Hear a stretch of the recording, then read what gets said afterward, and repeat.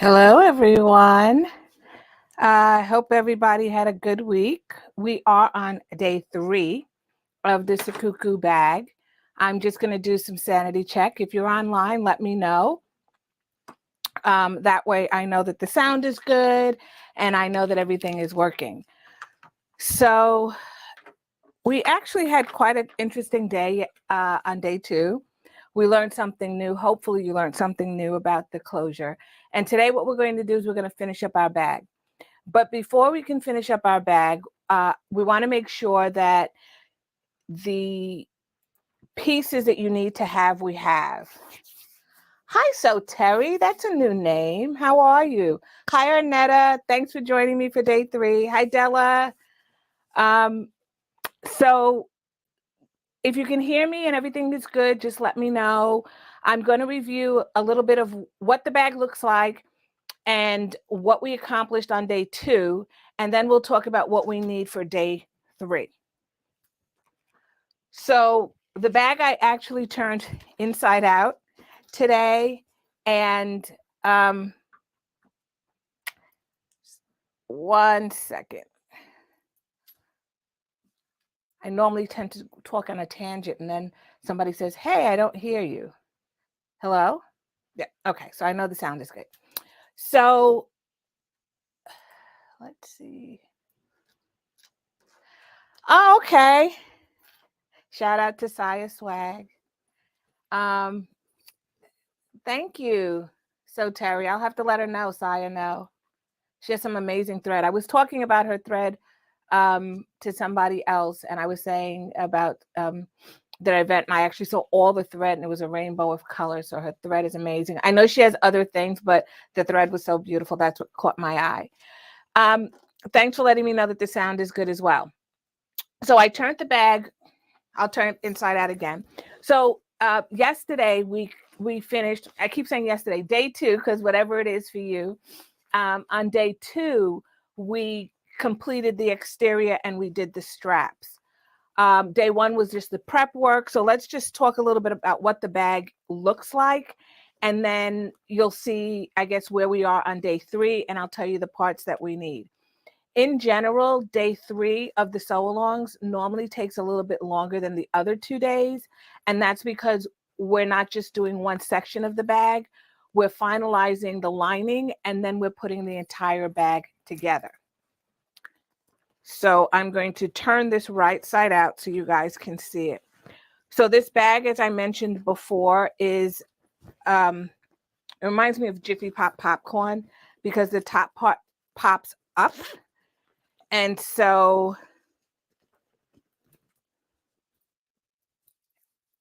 it looks like this.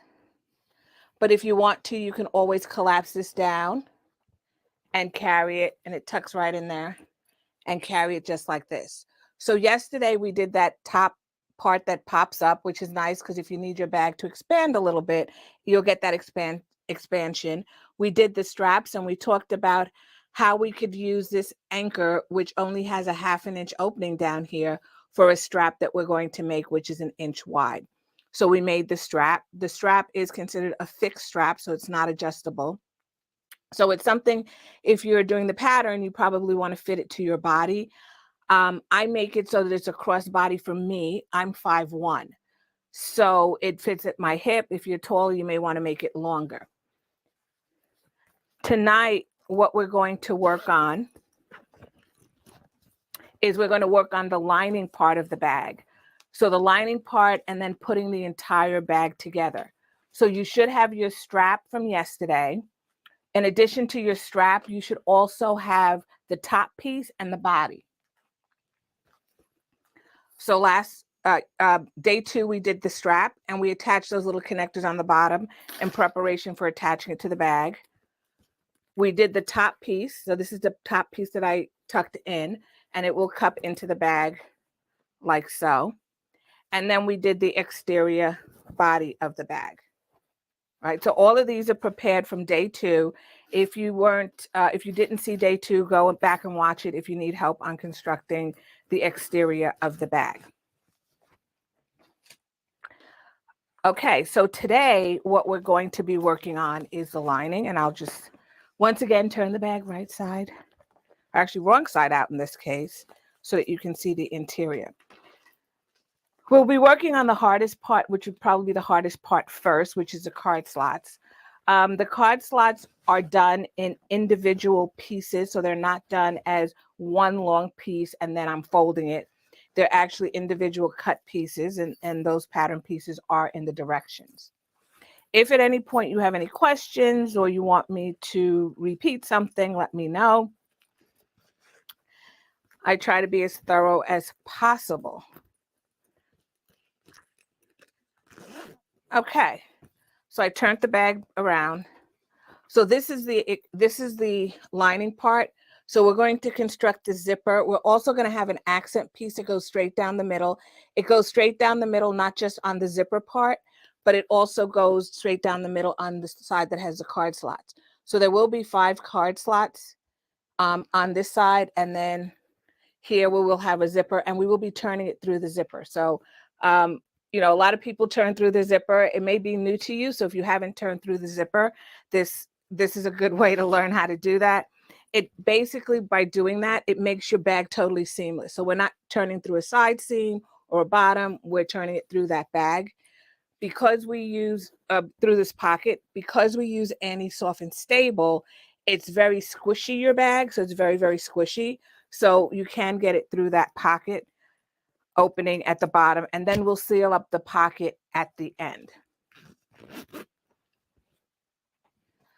So I talked a lot. I didn't introduce myself. My name is Catherine, and I'm the owner, creator, and founder of Sew Your Bag. We started out as a subscription box service. I have increased my offerings, so now I actually offer interfacing hardware, especially the colored hardware, and things like that. So if you'd like to see what I offer, you can go to my website, sewyourbag.com. So let's start and take a look exactly at what we need. So I will be doing some camera switching, so if anybody gets dizzy, let me know. So things you will need. What you will need is you'll need the lining pieces, so we will need 2 of them. And the lining pieces, one should be shorter than the other. And this is the lining for the zipper pocket. You will need a zipper. I'm going to use a number 5 zipper. The pattern calls for number 3. So you should use, if you've never done this before, use a number 3. You may find it a lot easier than using the number 5. You will need pieces for your lining. So you will need 2 of those center pieces. And you will also need 4 of the side pieces, right? Because we need front and back. So we will need 2 pieces for either side of the front and back. So you should have 4 of the solid lining pieces, and I use blue. If you received the subscription box that had everything in it, it was a darker color. It was more of a navy, and you would have received that. I'm using this color because it helps to show better on the camera. So those are the pieces you will need. We will construct the card slot first, as I mentioned, because that will be probably the most challenging. So next, what we're going to talk about is we'll talk about the card slot pieces. So your card slot pieces, you should have 5 of them. They all measure the same size. And I prepared these, but they all measure the same size. Along with this, you will need a piece of Decoville light. And I have fused the Decoville light to the inside. So what I did is I folded this in half. I ironed it. I then opened it up. I opened up the card slot itself, and then I fused it onto here. In the directions, it tells you the dimensions, and it tells you how far away from each side and how far up from the bottom.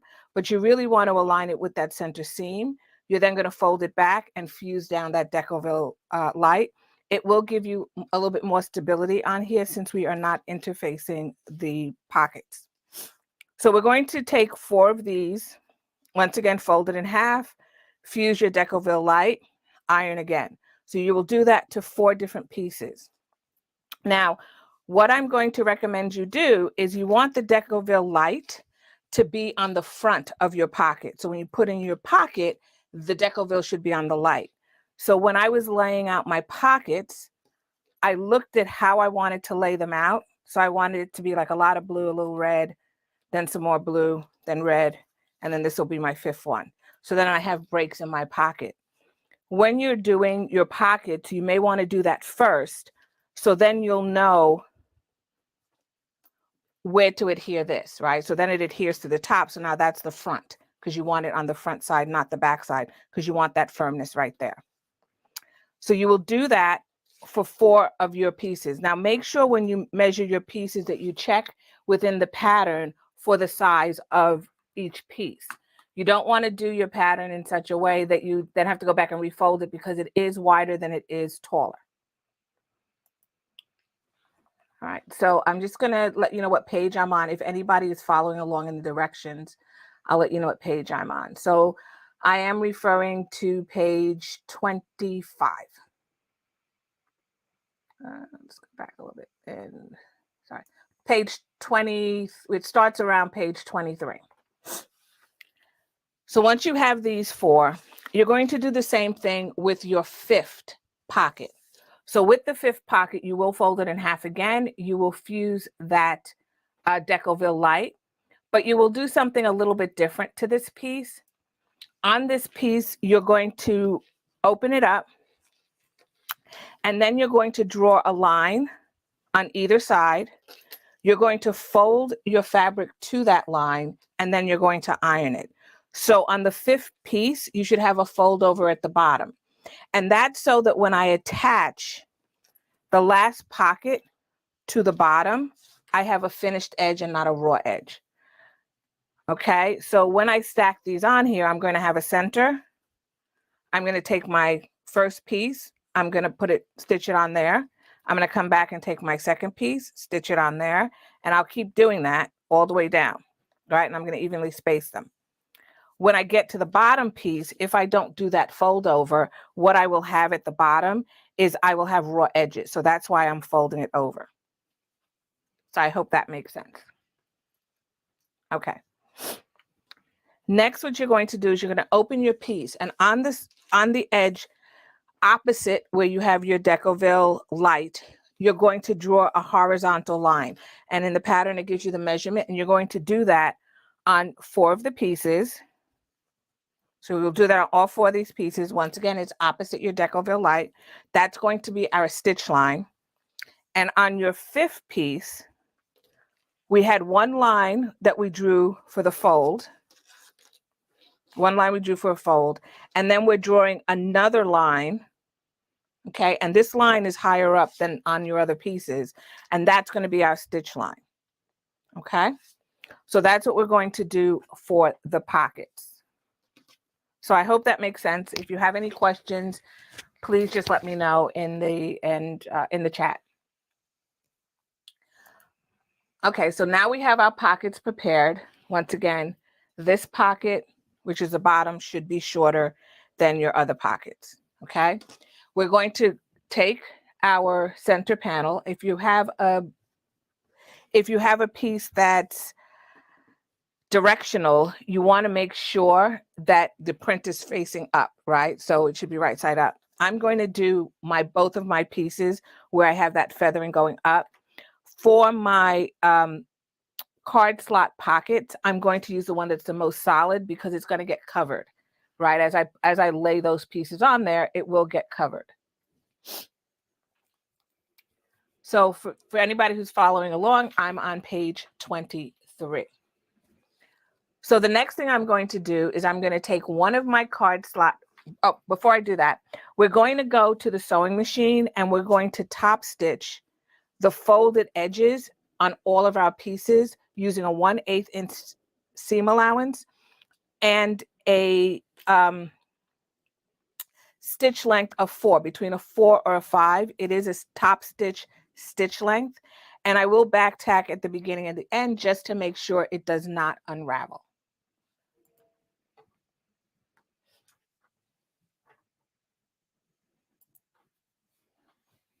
Okay, so I'm changing my stitch length to 4. And I'm just going to chain stitch these. Once again, it will be the side opposite. So we want to make sure that we do it we're not stitching this closed, but rather we're stitching on the fold line. Be aware that, sometimes your bobbin, the side where your bobbin is kind of like the ugly side. So be aware that you always are stitching with the deco veil on top, so you're getting the prettiest stitches on top. Now this is going to be 1/8 of an inch. If anybody has any challenges with sewing at 1/8 of an inch, you can sew this at 1/4 of an inch. We just want to give it a nice decorative stitch.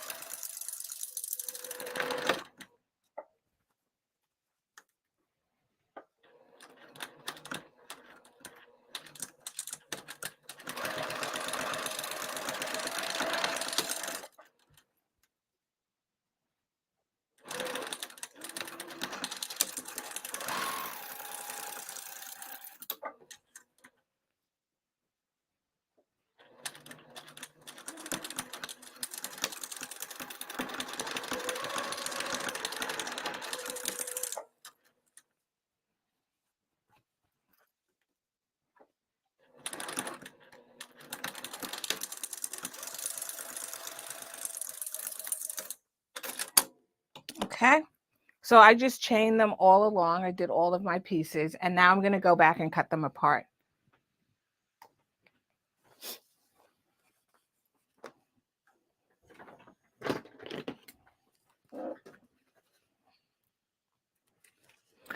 So when we're placing these on, just double check that interfacing deco veil light is on top and not on the bottom. It's really not a big deal if you get one wrong, but it's different. You want to reinforce where you're actually pulling your cards out of the slot.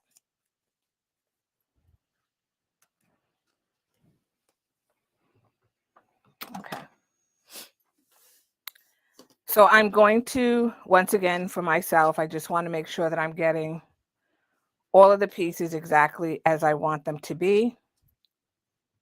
I'm checking that they're laying the way I want them to be. And actually, this is the way it's going to lay. And then I'm going to put that one at the bottom. All right, so I grab my first piece on my cutting mat. I'm going to grab a couple of clips. And we're going to do this one at a time. So we'll be going back and forth. I'm going to pin or clip my first card slot in place. You want to make it as straight as possible. And the directions tell you how far down to measure. I will be lifting one layer. So I lift it up. And I'm going to clip the bottom layer. And that's because this is where I'm going to sew. I'm not going to sew both pieces. I'm going to sew just the underside. And what's going to happen is as I add the pocket, it's going to catch this top piece. So that's why I'm not worrying about that.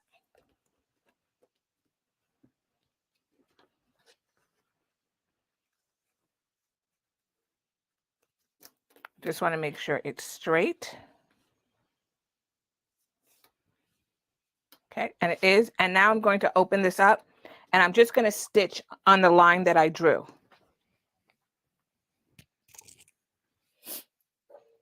I'm turning my stitch length down to a 3 because it's not decorative. It's not a top stitch. It's really just fixing it to my piece. And I'm going to stitch going across. So I just want to make sure everything is the way it's supposed to be.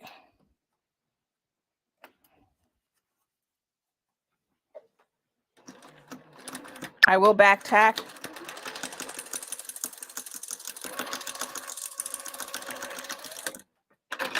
And I've done that first card slot.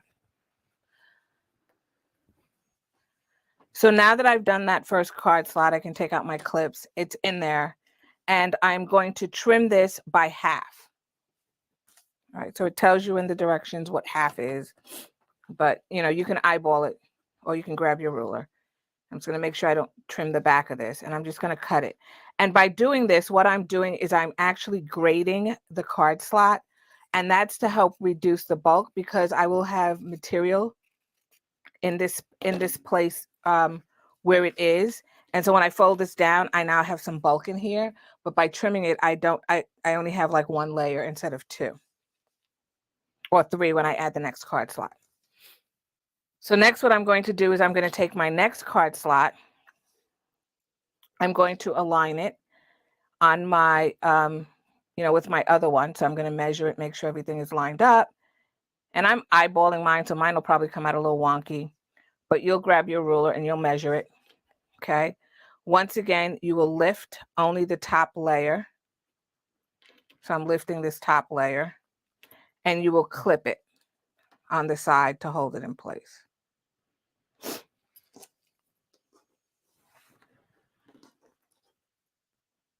Okay, just like that, all right? And then just measure it. Now, I am going to say to you that you will down here, when you clip it in place, what will happen is when we do that stitch line, you will see that it will catch, which is one of the reasons I did not trim this because I needed to catch it, but it will make a pocket up here.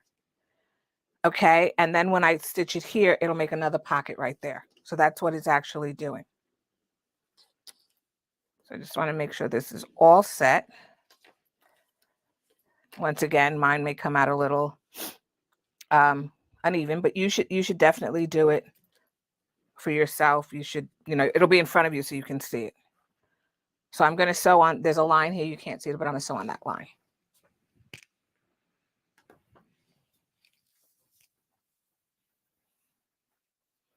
And remember to back tack at the beginning and the end to hold it in place.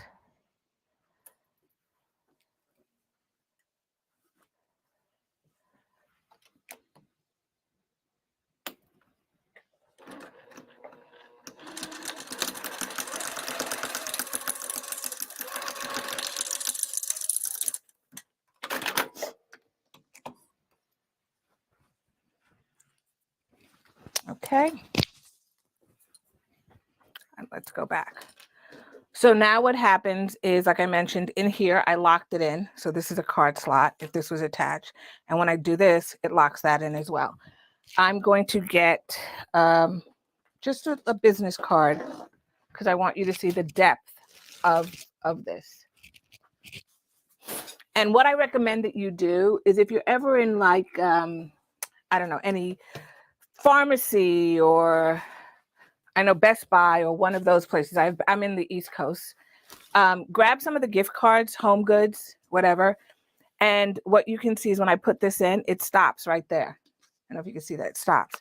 And then when I put another, and these are business cards, so they're smaller, right? And this one will go in and it'll stop right there. So the gift cards actually are very nice because if you grab a couple of they're empty and you can always use them for your card slots, right? So as you're doing this, just test your card slots and make sure that, they're about even. If you want to, you can then adjust it up and down as you're going. So that's normally what I do is I sew this in. Okay, so now we've done that one. We're going to do the next one the same way. So I have to grade this, right? Because we cut this to get rid of that bulk in there. So I'm going to cut that off just to make sure I don't cut my back over here.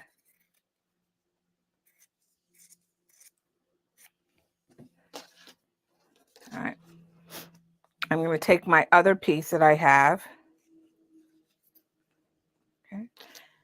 Double checked, made sure that I had my my interfacing on the top. But once again, if it's on the bottom, don't stress out about it. Just let it be where it is and just sew it down. You get the stability whether it's on the front or the back. I am making sure as well that I align my ends as close as possible. I'm going to come back and square it up when I'm done, but really try to make it as close as possible. If it's a little bit in, it shouldn't be in more than 1/8 of an inch because we're going to have a 1/4 of an inch seam on either side. So just try to make it, make sure that it's not in more than 1/8 of an inch. If it is, I would recommend that you cut a new card slot piece. So I'm going to clip those together again.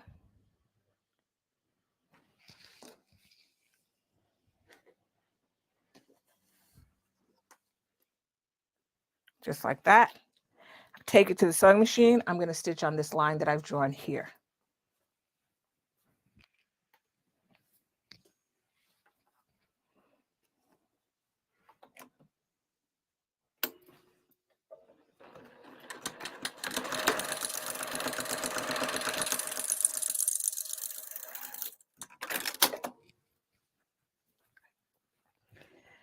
Now, what I will say to you is you may notice as you're doing this that you're shifting. So when I sew, I'm sewing it like this. Next time when I sew, I may turn it this way and sew that way, so I'm not getting the shifting. So you can do that so it's every other way you sew it in if you're concerned that there will be shifting.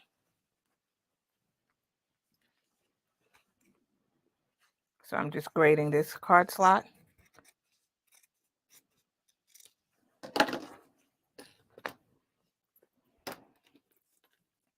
Okay, so now we have 2 more. So this is the last one that has that raw edge at the bottom. And I'm going to put this last one, and then I will put the final bottom piece.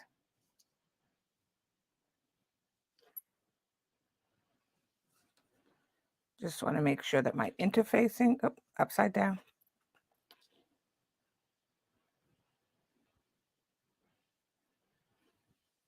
And once again, check your card, take your little cards, your credit cards, and just check, but they should be evenly spaced going down.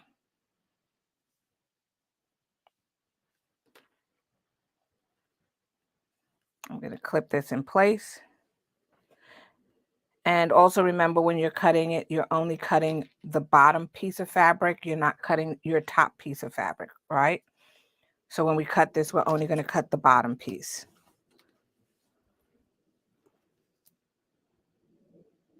All right, and I will sew that as well.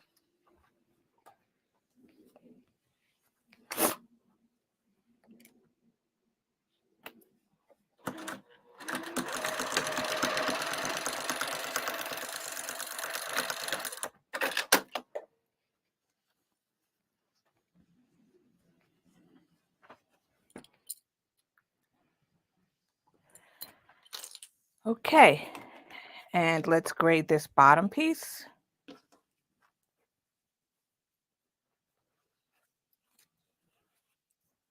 And now we're going to sew on the bottom. So the bottom's going to get sewn in 2 ways, twice. All right, so these are all of our card slot pieces. So you would check them out, make sure also that you also want to make sure that they're sealed, because you don't want it like to stick in your cards and then all of a sudden it goes straight through to the other pocket because you didn't catch it. But I've caught all of these. And I'll just stagger them so that you can see. Okay. So those are my 4 card slots. And now I'm going to add this piece. But once again, it will be sewn twice. I'm going to sew once to sew the pocket to the entire piece. And then I have to, it will be sealed at the bottom, but I want that finished edge at the bottom here. So I will top stitch going across this folded edge, and you'll make sure that these 2 edges, match. So you should have folded it under. So let's go back and make sure that this is aligned.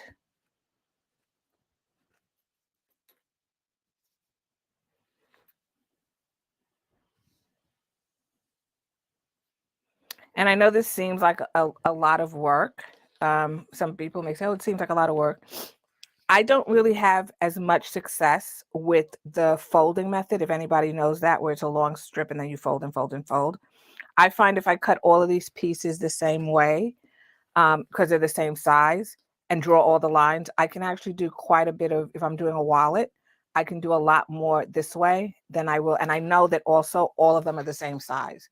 I've had wonky experience where they're leaning or they're not the same size. So if you've never tried this method, this is give it a try, see how you like it. You may like the other way better, and that's totally fine, but at least you know a different way. So now I have a line here that I drew. That's going to be what seals up the pocket. But to get the finish, I will have to fold under this line, this fold here, match this fold, and then top stitch. So I'll do those 2 things while I'm at the sewing machine.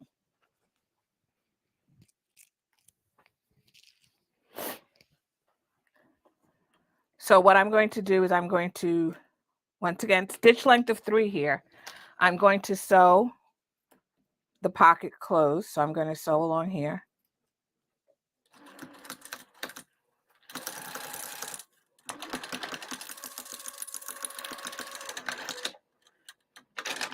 And now, because the next one is going to be a top stitch, right?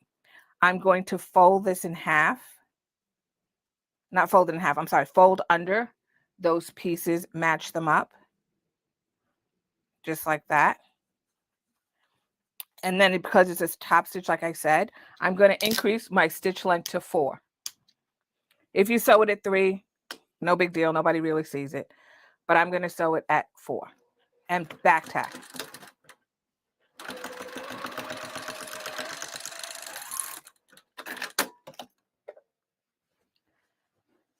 Okay. So now what you'll see is the bottom of this is completely closed. It looks really nice and finished. You may notice also that my card slots, I can show on the back, see how they're extending past.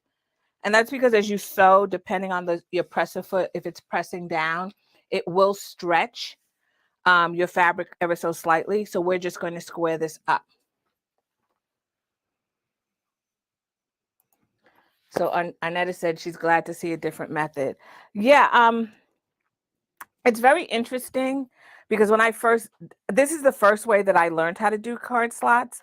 And then I saw the fold method and I tried that method in a lot of different ways, right? So I started with, the pieces of, what do you call it? Like cardboard or oak tag where you put it in and then you fold it. I tried that. I tried the other way where you clip the measurements or you mark the measurements and then you fold and iron. Some of that is very hard, especially if you're using like a waterproof canvas and you want to give that a try. It can be kind of hard and I found it was too thick. When I learned this method, it made it so much easier for me. And like I said, my results this way is far better for me. So if the other way works for you, you can use that way. But this has always worked for me far better. And I don't know if it's because I learned it first or, what it is, but it has always worked this way. So now I'm going to trim this up. So I'm going to grab my ruler, cut off all that extra that I've got going on there.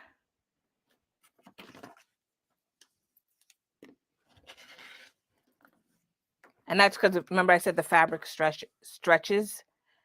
If your presser foot is very tight on there, and mine happened to be. So I'm just going to trim this up and then we're going to attach it to our other piece. Okay, great. All right. So now that we've finished the card slot, trim it up, make sure that it's nice. We're then going to get our 2 pieces of our lining. And we're going to take those 2 pieces and we will, attach one to one side. So we're going to clip it just like this. Easy peasy.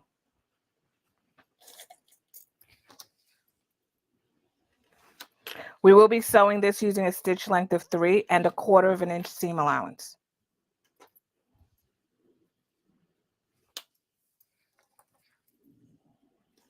So I'm going to stitch this at 1/4 inch.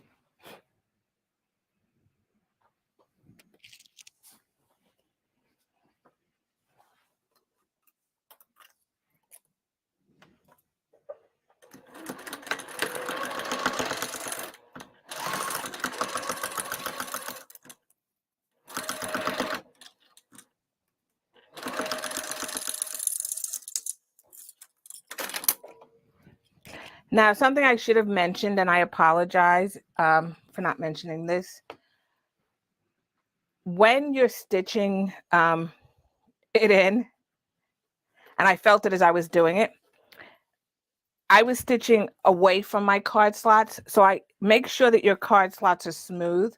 If you want to make sure that they don't curl under, stitch in the opposite direction of your card slots. So in other words, instead of when I stitch it going in, I should stitch it in the same direction so it's smooth. I could feel it, so it was fine. But if you want like better results, stitch it the opposite way. That way, they're always lying flat. So now, right sides together, I'm taking that opposite side and I'm clipping it to my card slots. Okay. And I will do the same thing here. I will stitch with 1/4 inch seam allowance using a stitch length of 3.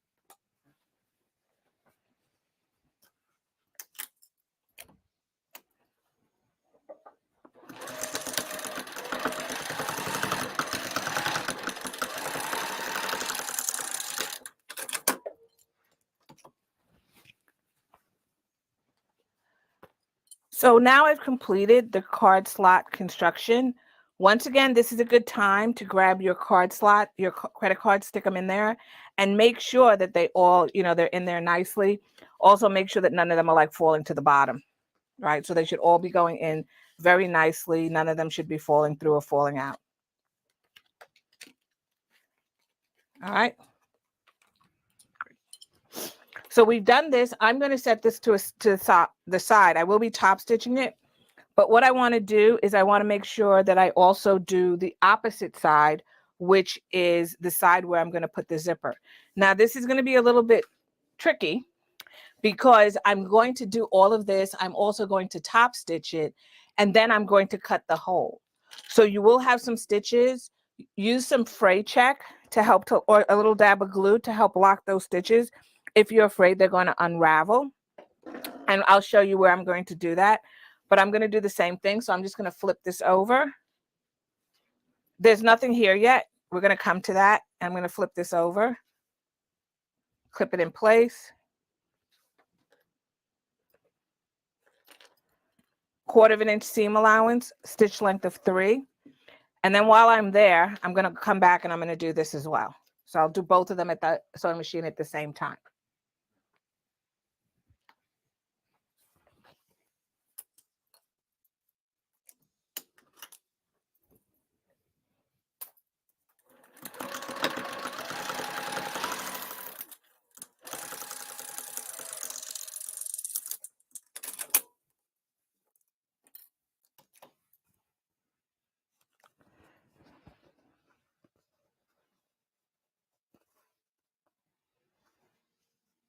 All right. And I'm just doing the opposite side as well.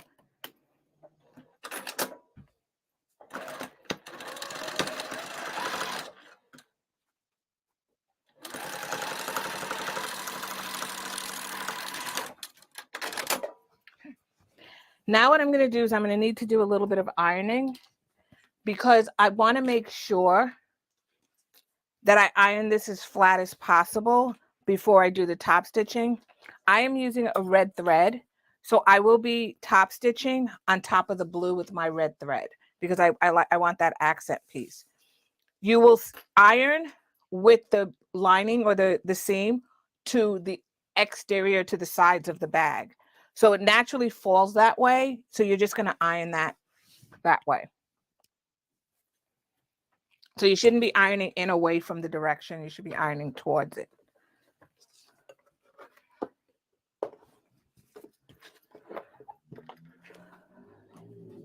And I'm going to do that on both pieces because I want to make sure that I'm top stitching them at the same time.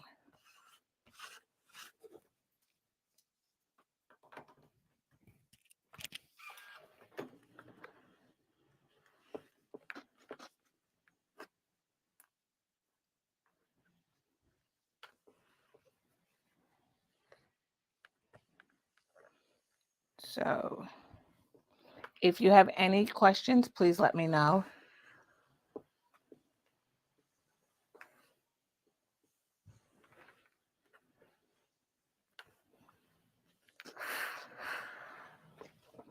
Okay, so you can see that I'm ironing it away or towards the outside, not towards the inside of the pockets or towards the pockets.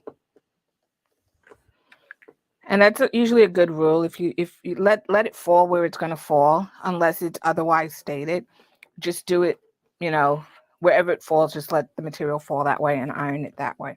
It'll sit nicer because you're not trying to force it in a direction it does not naturally go in. I very rarely open seams, so I don't really, every now and then I will open a seam, and I did open a seam on this bag where I open, I iron it with the seams open.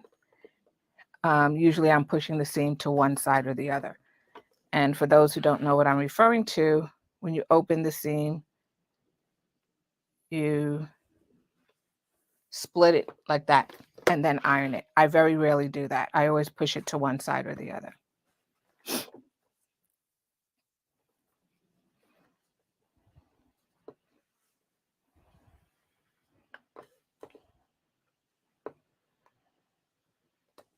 Okay. So now that we've ironed that, I'm going to go back to my sewing machine and top stitch on either side. So I'm going to top stitch on the blue at 1/8 of an inch. The 1/8 of an inch will not just make a, help it to sit down. It also helps to lock this in place, right? So when you do 1/8 of an inch, that then it won't go anywhere and it's neat. So let's go to the sewing machine and do that.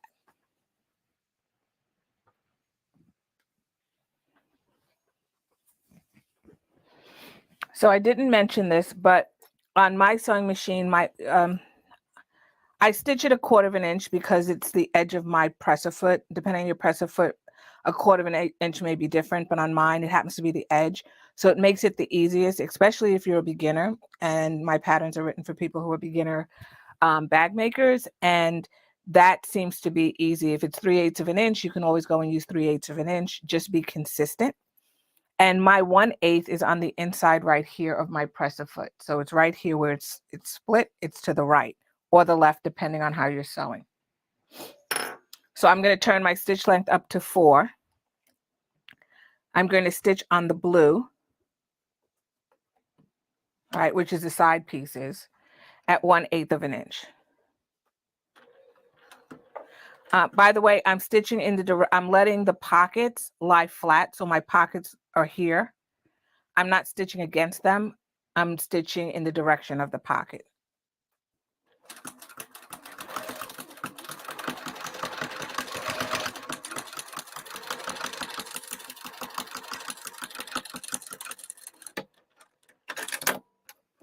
Okay, so that's going to be the top stitching, and I'll show it to you when I get back to the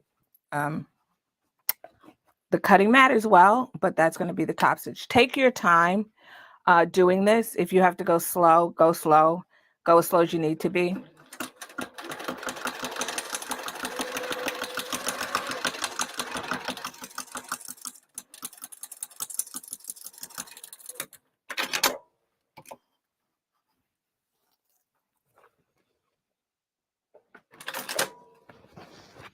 Okay, and then I'm going to do the other side with the zipper. So it's this side that I'm going to put the zipper in.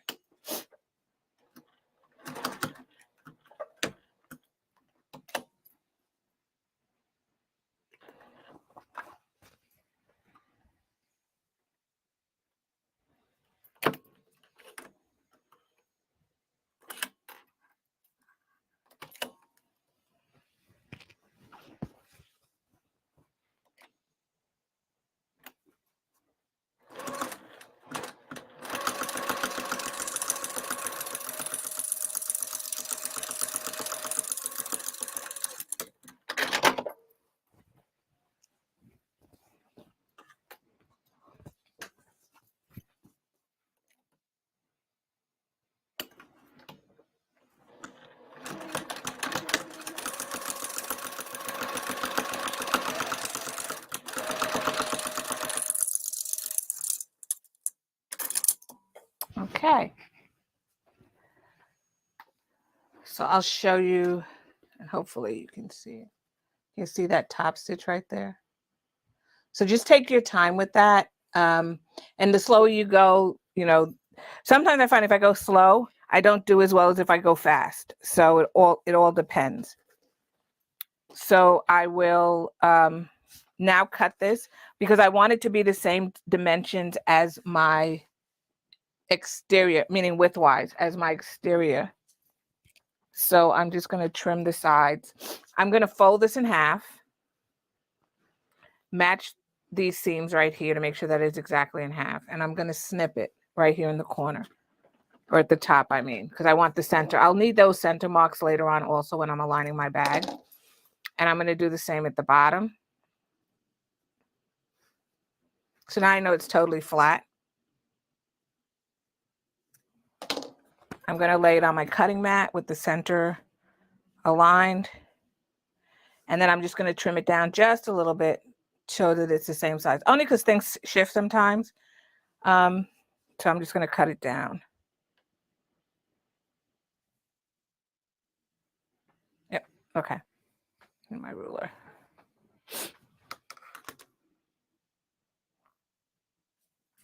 I always like to square things up where I can.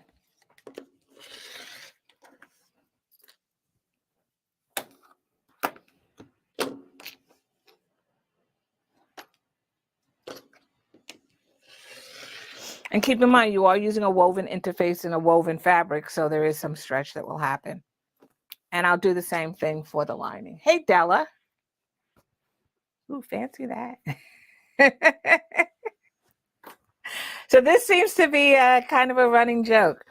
So if you go back to some of my older videos, I broke my needle threader and I kept trying to find one and I couldn't. And finally I found one. But whenever the thread would come out, it would take me anywhere from 10 to 15 minutes to try to rethread it, because I also didn't have a manual needle threader. So when I got one, it was like the first, video. So it was pretty funny because I was like, ooh, look. It's like you almost want to get the thread to pop out just so you could use that needle threader. It's funny.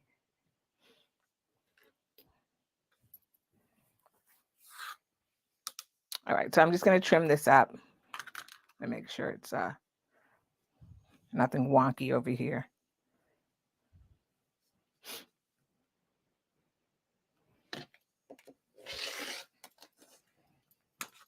All right, so then the next thing we're going to do once I've done this is we're going to add that zipper pocket on the inside. We finished with the card slots, which I thought would take a little bit longer than it did.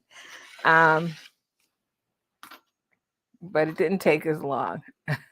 Thank you, Della. I'm happy for me. I have less gray hairs now because of that. I have a needle threader, so I feel more...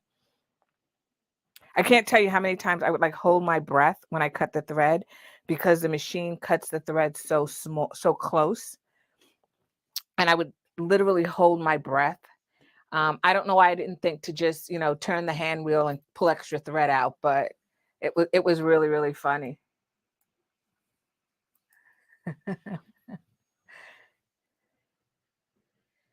Yep. YouTube is amazing. I don't know what we did without YouTube.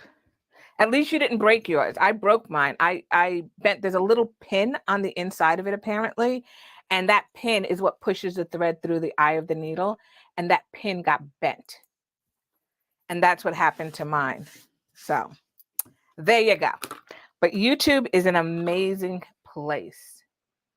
Is your name Terry? So Terry, is your name Terry? Or is that just your persona, your sewing persona? It's really cute. Okay, so the card slots are done. We're going to do the zipper pocket. So the way that we do this, and you can pick which way. Remember, your fabric should be right side up. Oh, it is Terry. Okay. Oh, how did your dog? That's so funny. How did your dog? That requires some explanation, please. How did your dog get to your needle threader? Hopefully they didn't swallow it. Vaughn is in the house. You're trying to get to YouTube? Vaughn is in the house. Welcome, Vaughn. I want you to know, Vaughn, I did not take a nap tonight. I stayed up. Didn't take my obligatory afternoon nap, siesta. Okay, so we're going to need this, and we're going to need the facing piece. So there is a facing piece that you should have cut out. I cut my piece out of the exterior fabric, but you could definitely cut it out of the lining fabric. And I had another piece. Hold on. Make sure this one's a little bit smaller. I'm trying to find the piece that I actually cut for this, but we can make this one work. Oh, you had a meeting. Okay. All right. So let's do the facing. So the facing, what it's going to do is that the facing that we're going to put on here, and you don't have to do it, but I will tell you, it gives a nice finish to the inside of your zipper. So when you put the facing, if you were to just cut this opening, what happens is you only have a short piece of material on the underside. So I personally have had that short piece come back up when I was sewing. So that facing helps you to be able to pull it down and make sure that doesn't happen. It also allows you not to have any raw edges on the inside of that zipper. So there's nothing I hate more than when I see things where they sew they do the pocket and then they do like an afterthought zipper, and then you could see those raw edges, even on pouches. They do that a lot on pouches. So let's sew this.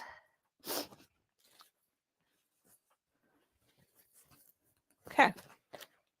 No clue where I put that other facing, but this one will definitely work. Okay. So you're going to take your zipper facing. We're going to lay it. Now the zipper facing is not lined at all. All right. So that's not lined. We're going to lay it on our bag, and in the pattern, I'll tell you what page we're on.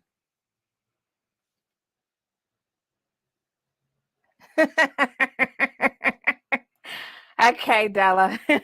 Should I do it on the broken one or the good one? Just tell me which one I should do it on, because either is fine with me. Oh, okay. All right. Makes sense. Yeah, sometimes it's about timing, right? Sometimes I'm just glad you didn't get your finger in there. But I have a cat who does that. Who loves, for some reason, they got to be a part of. And I close the door tonight because she comes in here, and you will see her tail go across my screen. So I found the piece, by the way. But yeah, they're a hoot, but every now and then, no joy. Okay. Oh, the new one. Okay, Della, good. Good.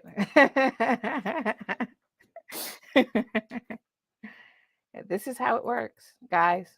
When it works, this is how it's supposed to work, unless you break it. All right, so we're on page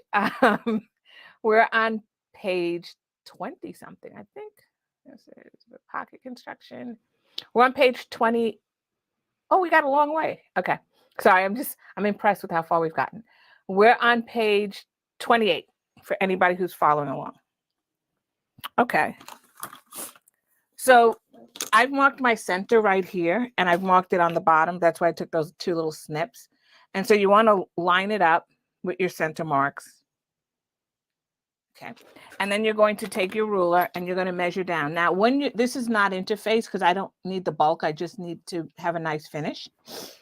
Sorry, I'm still chuckling over between the needle and the dog under the dog stepping on the pedal. Yeah. Is your dog a Shih Tzu or a Lapaatsu? I see a picture, so I'm wondering what kind of dog it is. I have 3, so.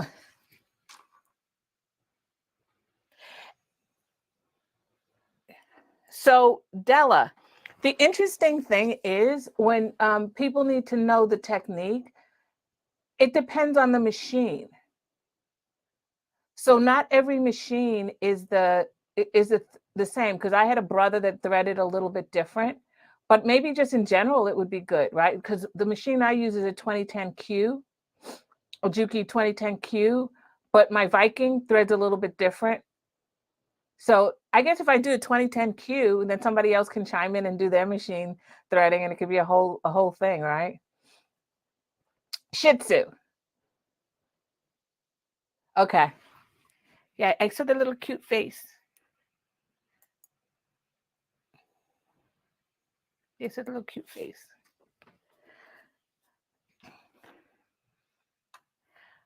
Okay, so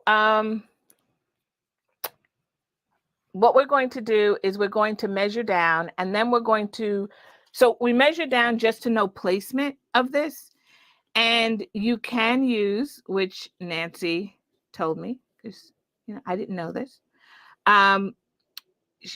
You can use paper tape to hold this in place. And Nancy is one of my subscribers. So you can use paper tape to hold this down, or you can use pins. So we just want to hold it down. I don't, in general, have pins. Every now and then I'll find one floating around here. And I do have a pack. The problem is I can never find my little tiny pack of pins. So I'll use the paper tape. So once it's on there and I know exactly how far down, I'm just going to stick some tape here. And then I'll stick tape at the top to hold it in place. So you're going to center it.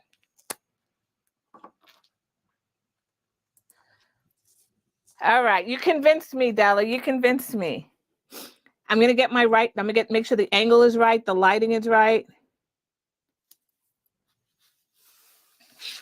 And if you don't get it right, if you don't thread it right, your stitches come out crazy.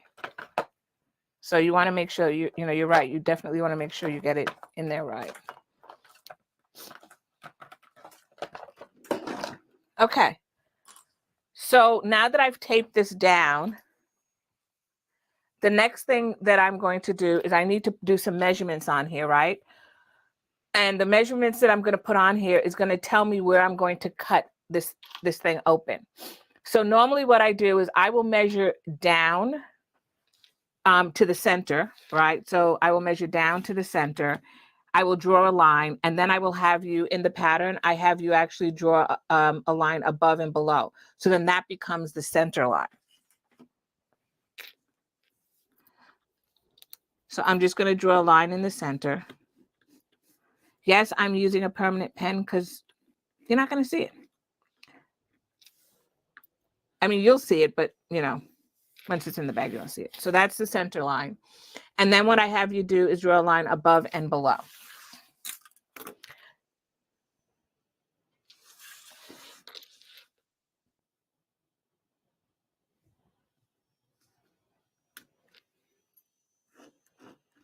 I also try to use a bigger piece of material than you actually need. There's nothing worse than you like trying to skimp on the material, and then at the end of it, you don't have enough. So that's my second line, and then I'll draw a line above it.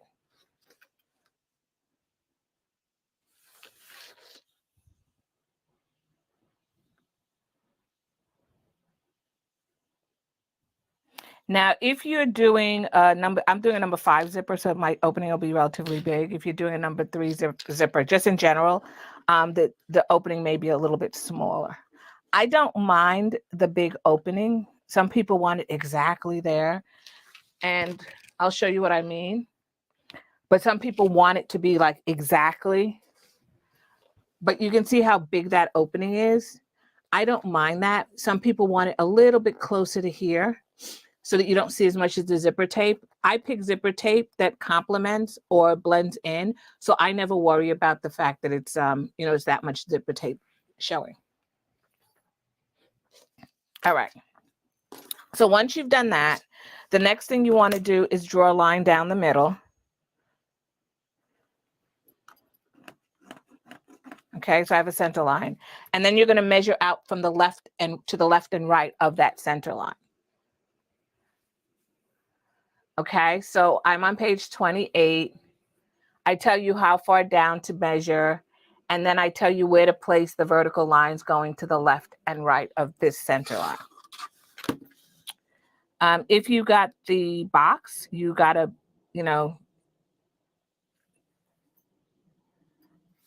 your zipper tape was cut pretty much.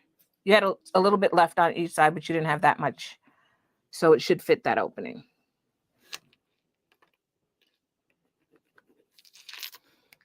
So what you end up with is a rectangle when you're done. All right. So when I'm done, I'm going to end up with a rectangle that goes just like this. And that's really where I'm going to stitch, right? I'm going to stitch around the rectangle. Now, I don't start on the short end. I start somewhere on the actual piece, the bottom or the top, and then I come around to the short end and go around. So that's the way that I do it. You guys still telling jokes? Yes. Thank you. So the fabric is supposed to be right side together. So the interesting thing, Arnetta, thank you for that. So you're placing it right sides together. On the camera, I don't know if you can see it. This is the right side. I realize in looking at the camera, it looks like this is right side up, but it's not. This is the wrong side. And it's because I didn't interface it. So yes, they're supposed to be right sides together. Thank you for that. All right. And once again, lighting is getting kind of bright in here. Like I said, I don't know why it gets so bright because I haven't moved. I have not moved.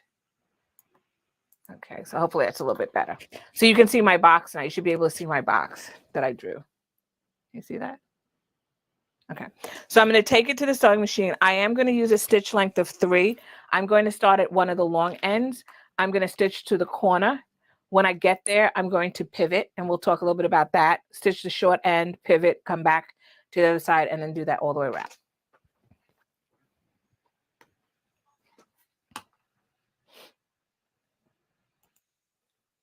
Okay, so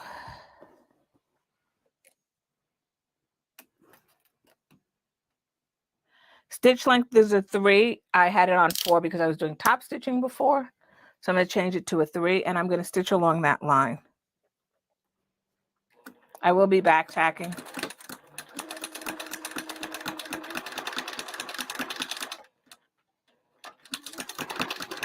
When you get to the corner here, if you need, you can take a half a stitch. So you could turn it down to like a 1 or a 2.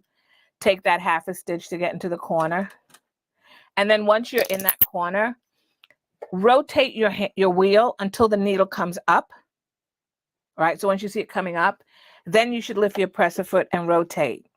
If you do it and you don't do it so that it comes up, I just need to take, just going to take one more stitch. If you don't rotate it till it's coming up, sometimes you will get that little jog that happens in the corner. But by rotating it so it comes up, you know that you caught the bobbin thread. So that happens because you didn't catch the bobbin thread. So now I'm going to sew along those short side. Rotate it so it goes up.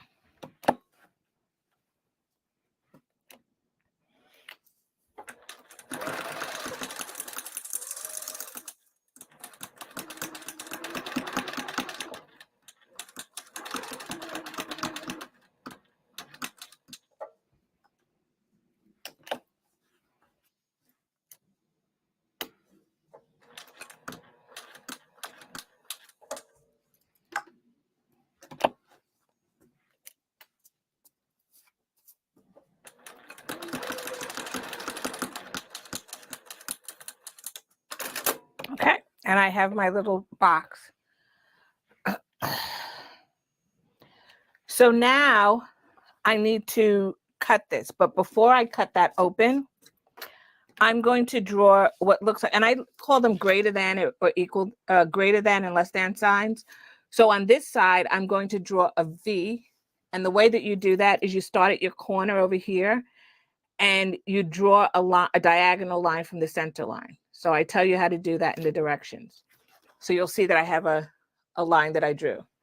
I then am going to draw another line from that center line to the other corner, and that's going to be a less than side.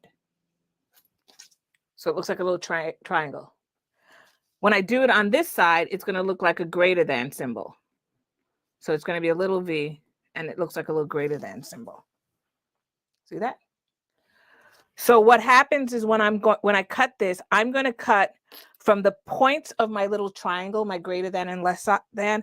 I'm going to cut from point to point. I'm not going to cut all the way across, just from point to point. To help get it started, what I do is I snip in the middle, and I cut from the middle out, and then from the middle out again. So I'm going to fold my fabric in half like that, or about half, it doesn't matter. Cut on your line, your center line, so put a little snip in there just like that. And then what happens is if you take your scissor, and this one's very sharp, you can stick your scissor right there in that opening. And you're going to cut along that center line. So we're going to cut till we get to that triangle, and then we're going to stop. Now there is a thick spot here where, remember where you did your top stitching? But I cut to that triangle. I haven't cut straight to the stitch line. I'm going to do the same thing on the other side. And stop at the point of the triangle.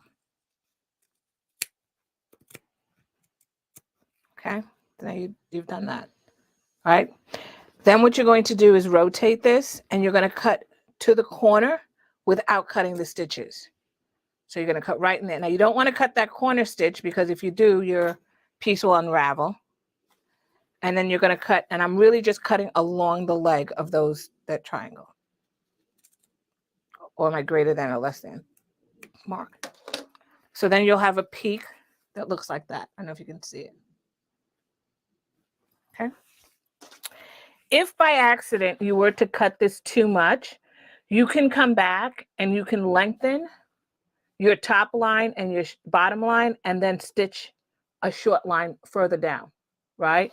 So it'll be just a tad wider if you should actually go over. So just lengthen the bottom, lengthen the top, make sure you back tack, and then just stitch a line going down to seal it back, and then recut it.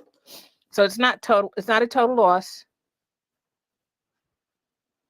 This one I'm going to pull to me because I need to see. It's red. And it's hard to see the red. So the thread is red, and then the fabric's red. Okay. I can remove my paper tape off of here. Once again, remove your pins. Paper tape comes off very easy.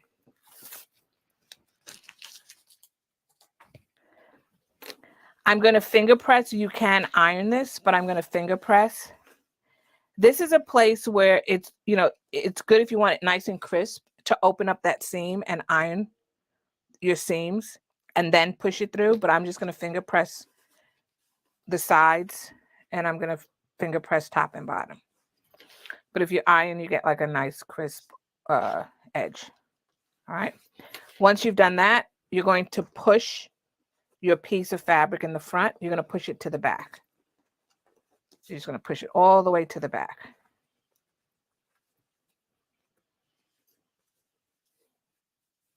Now this I will iron because I want it to be flat. As flat as possible, so I will iron it. All right. So when you push it to the back, you will have an opening on the front. So you're going to tuck this under, and this is why I'm going to iron it. So I'm going to tuck it under just like that, and I'll do the same at the top, and then you'll see an opening that the zipper goes into. So let's iron that just so we can get it nice and all right.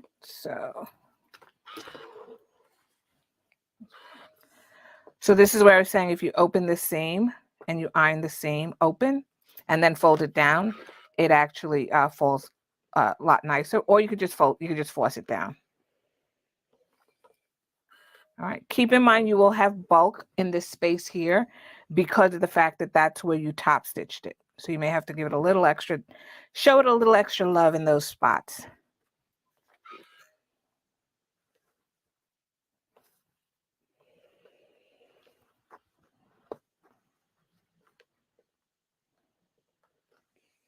And like I said, I like to use a nice big piece of fabric so I can pull this.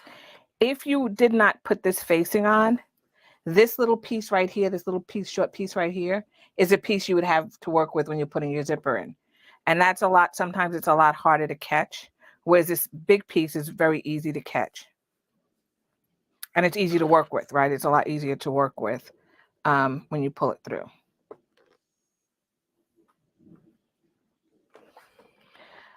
Give this side a little bit of a tug because it will tend to pucker. Just give it a tug, iron it smooth. Do the same over here. Turn it over. I roll it down just a little bit. And this is easy with a cotton fabric to roll it down so that you don't see that piece. It may be a little challenging over here in the corner, but honestly, I don't think people are really looking that closely in bags. I've looked at bags and I've seen things poking out from the back. But the nice thing about it is because it's the same fabric as the bag, it's not as noticeable.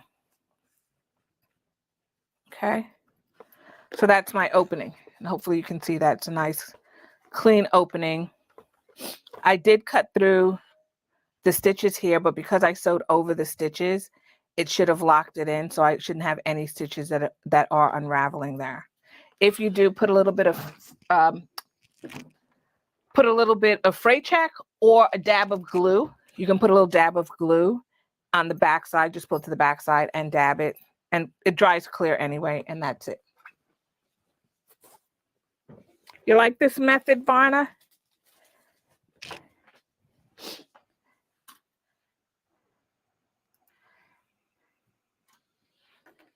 Yeah. How did you do it before? Did you do it where you just cut it and then fold that little short piece under? That'd be interesting. Okay. So now what we're going to do is we're going to grab our zipper.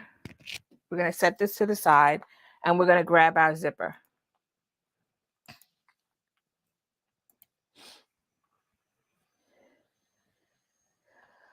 So I just want to tell you exactly where we are. Okay. So on page 30. And we're going to need our zipper, and along with our zipper, we will be needing our the two pieces that go with the zipper. Right? So we have these two pieces, which are our lining pieces. I'm going to set this to the side. So one of the pieces is longer than the other. So we're going to work with the longer piece first, and then we'll work with the shorter piece. Now, if you have directional fabric, once again, this becomes important. Make sure that the longer piece, and you can see, I'll show you, see one's longer. Make sure your directional fabric for the longer piece is facing up. Because when you look in your pocket, this piece is the piece that you're going to see. And we're going to attach this piece first.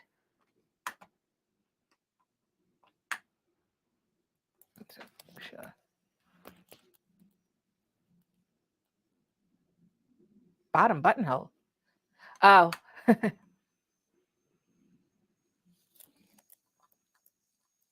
Bound buttonhole. See, you said bound and you lost me. That's a garment thing, right? Bound buttonholes. Bound buttonholes. Oh, okay. So you're used to using one side of the pocket to make the facing. And I'm guessing, Varna, you're saying that you stitch. This is what I'm seeing. You stitch it in and then you fold the other half up. So it's a long pocket and then you fold it up in order to make the facing. So you move the pocket out of the way like this. So, but it's one piece, it's not two pieces. I think that's what I'm hearing you say. All right. And Arnetta, I'm going to have to look up that bound buttonhole suit. See. You ladies who sew garments are going to have to just like tell me what channel to look at. I need a sew along. I need a sew along. So now when I have the longer piece, so now what happens is when you take your zipper, now the interesting thing is, and I know even my directions say this, I'm like, oh, make sure the zipper opens to the right? So when I put it this way, it opens and it closes to the left. But one thing good about making custom bags is that you can put the zipper going in whichever way you want, right? So if I'm right-handed, so I like to open my zipper a certain way. Not every right-handed person likes to do that. But if you put it in for somebody who's, let's say, 80% of right-handed people do it this way, and then you give your bag to a left-handed person, it's awkward for them. So it's very hard if you're just doing, you're just making bags and you're not really thinking about it. But honestly, if you look at a lot of zippers in the store, they're all made for people who are right-handed.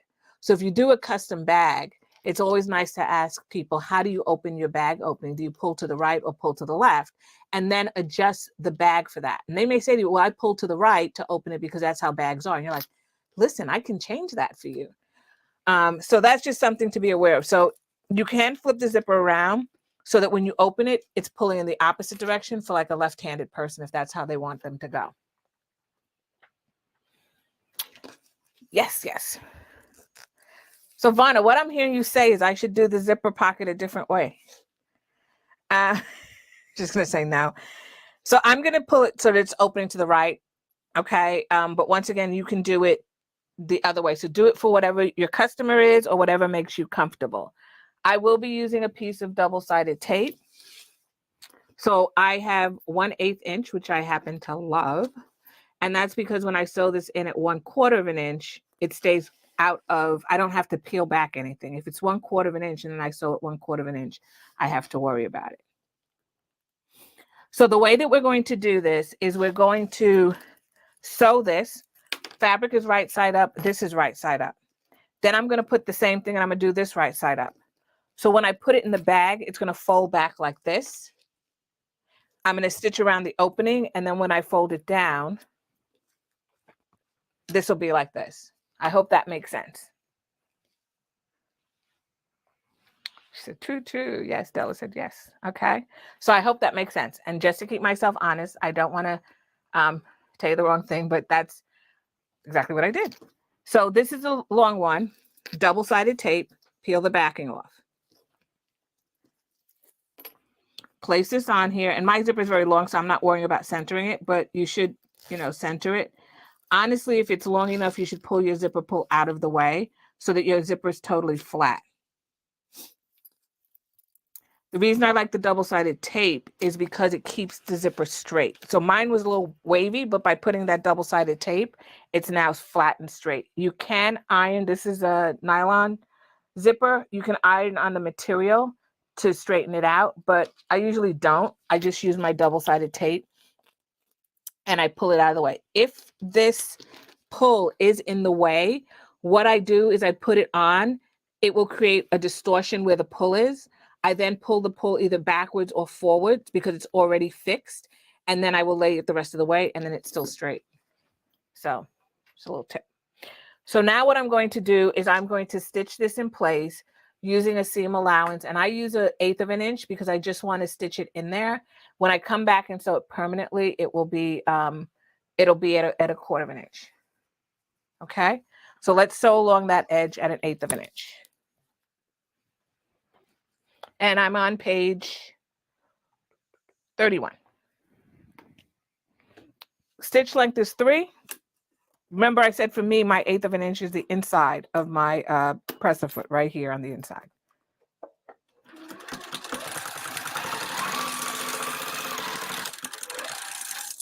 Okay, so that's stitched down.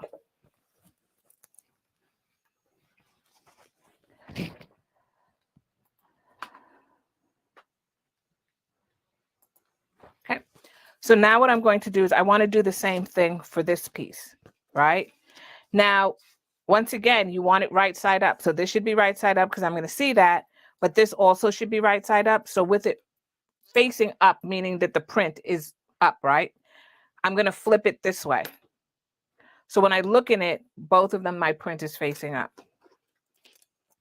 So I'm just holding it temporarily to make sure I have it in the right direction. I'm going to pull this down. Now, it's not as important. I shouldn't say it's important. It's okay if you mess up the piece that's towards your body because, that's not as noticeable. But if you mess up the one that you actually see when you look in the bag, that's very noticeable if your print is upside down.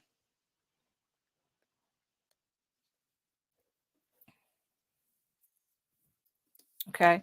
And then what you want to do is align your pocket edges and align the top. So you want to make sure when you're placing this on here, the edges over here align. And then place it down. You can, or I probably should have marked the centers, and then I know they would align perfectly.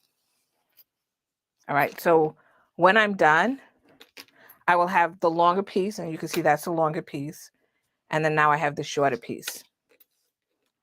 All right, and I'm going to stitch this as well at 1/8 of an inch.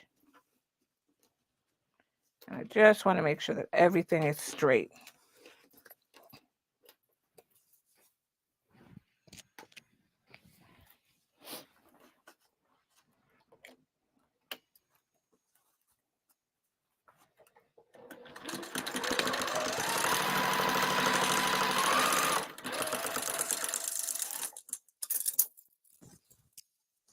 All right, so now I'm done with this, and I'm going to iron it, right? Because I want this to be as flat as possible, and I'm going to iron that down.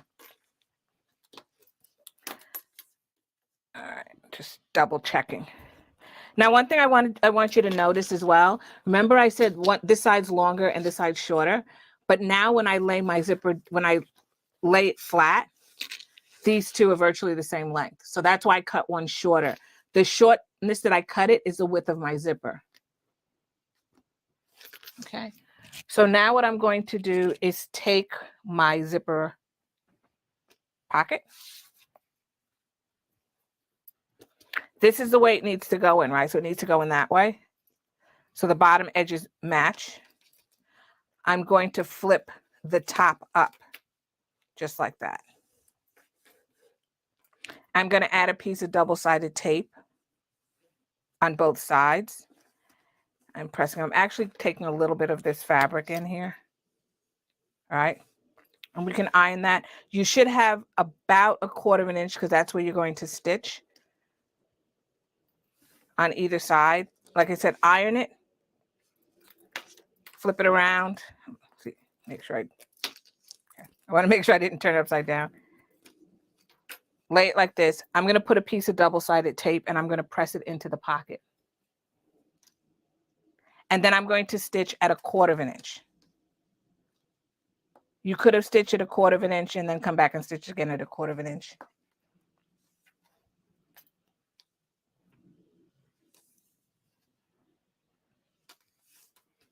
So I can do both sides. I'm going to peel off the double-sided tape and I start with one side and then I do the other side. Pull your zipper pull back through the opening. I'm going to take mine off and just re-put it back on the other side. And that's because at the front of my zipper, I like it to be sealed. I do have a video on how to do this without one of those zipper jigs or whatever they're called. So if anybody wants to know how to do it and you don't have a zipper jig or you can't find it or it's not handy, once you do this a couple of times, you get the hang of it. And when I say a couple of times, I mean for every subscription box. So I can see it's not in there. So the trick to this is making sure that the teeth align. Okay, there we go. All right, there we go. So now I'm going to make sure that stays in the opening. I'm going to lay this like this, get it centered.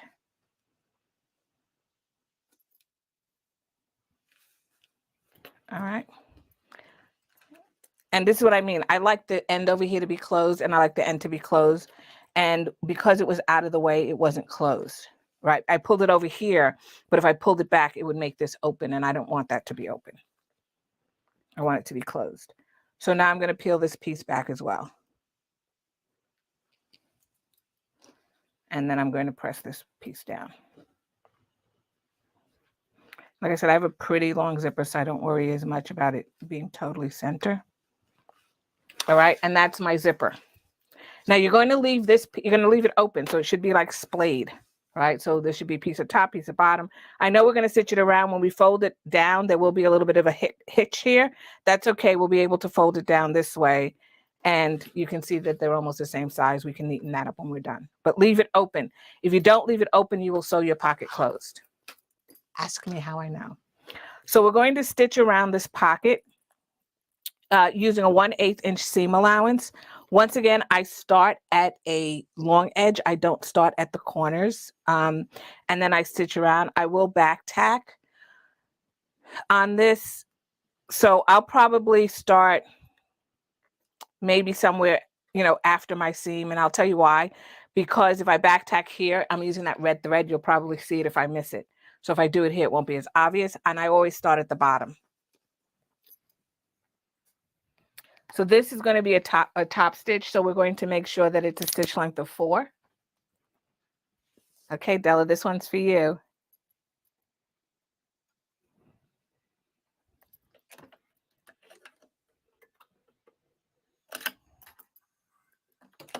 That's so satisfying. I don't know why it's so satisfying.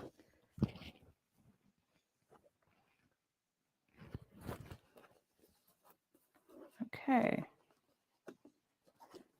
And I just want to make sure, I'm looking at this and I'm saying, I want to make sure there's an equal amount of zipper, like that black showing in my opening. So there should be an equal amount from the zipper to the edge and from the zipper to the edge.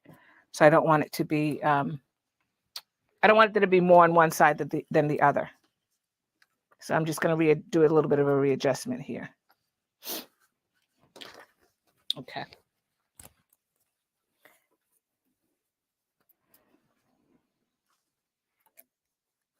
And I'm going to start here. Take your time with this because once again, there is this part here and this part on the other side is thick. The other thing too is make sure that if you ironed it, your zipper should be lying flat.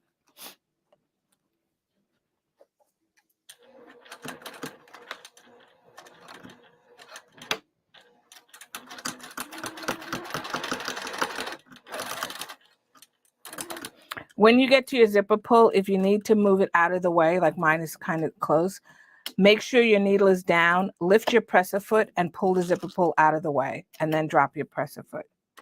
So don't try to squeeze through there. I'm going to go about 1 stitch or a stitch and a half past my line or my short edge. Make sure to rotate so that your needle is going up, pivot 90 degrees, and then lower your presser foot.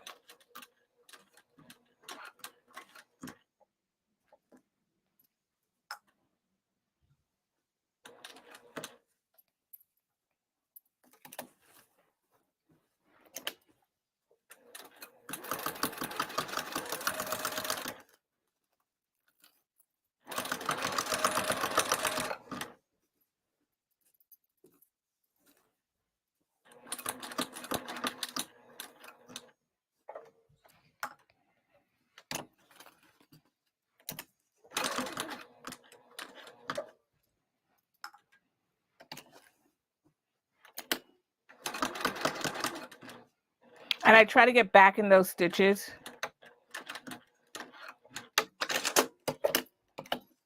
Okay, and it is done. So now we get to clean this up a little bit. I just want to cut some of these threads. All right, it's stitched down. You're going to fold this down. Oh, it's actually a pretty big gap. Oh, in the pattern I use a number 3. I was like, why is it so big? I'm using a number 5. You can just trim this up. I just want to make sure I have it the right way. Trim this up just like this.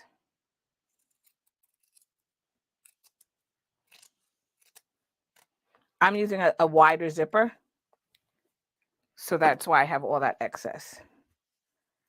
And then you can pull it down, push it down. I turn this edge up. You can stitch down, stitch to the middle, and leave an opening. Thank you, Della.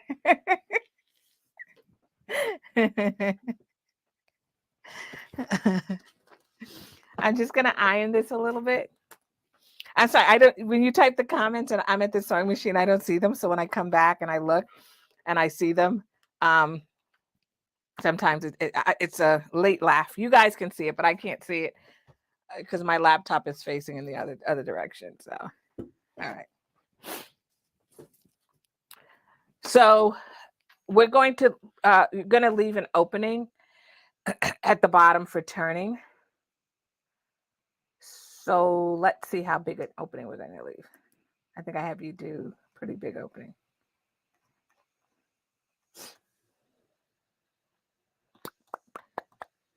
Yep, I have you do a pretty big opening at the bottom. So we're going to leave an opening at the bottom. For myself, I'm going to just do it right here where that seam is, but in the directions, it gives you, it tells you exactly how wide it is. Once again, this is a pretty spongy bag because of the foam, so you should be able to turn it easily. I turn this over and I fold in my sides just like this. and I clip them. And that's so that I can get the side of the zipper to be able to close the pocket up.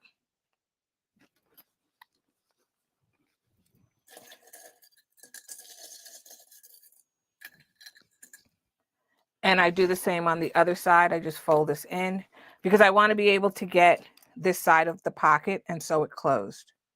So I want to go all the way down and sew it closed. So that's why I'm folding it in. But to do that, I have to tuck this in. Now, what I also do is those little tabs. Sometimes I'll do the tabs even longer than they are. But I try to sew over those tabs. So when I'm sewing a pocket close, I will sew over as close as I can so that I catch the tab. And I don't know if you ever realize it, but sometimes when these stitches come undone, if there's no, it's not sewn here, right? Then what happens, it creates a space. So I try to get close to that tab as possible and catch it. I also sew it from the top. I don't sew it this way. So I'm going to sew along this edge here, right, which is my zipper. I'm going to sew along the zipper and I'm going to seal that up and then along the bottom. And then when I get to the bottom, I actually do this. But just so you guys can see what I'm doing, keep me honest. That's what I'm going to do. So I clip everything out of the way because then I can see what I'm doing. All right, so let's take it to the sewing machine.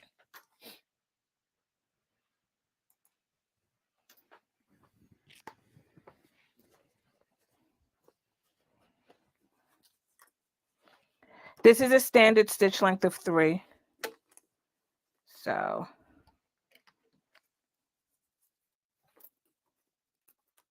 pulling my zipper pull out of the way.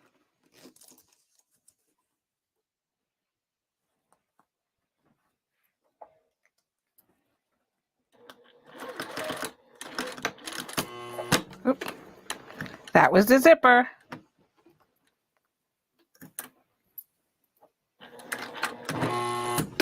Okay.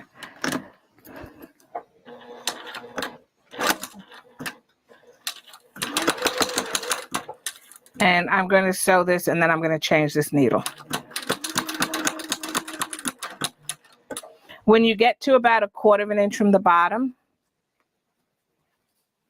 you're then going to pivot. So when you get down to the bottom, because it's 1/4 inch seam going across, you're going to pivot and you're going to sew to whatever your marking is to keep your opening so that you can turn. Okay, and I'm going to change this needle because it did get bent when I was stitching.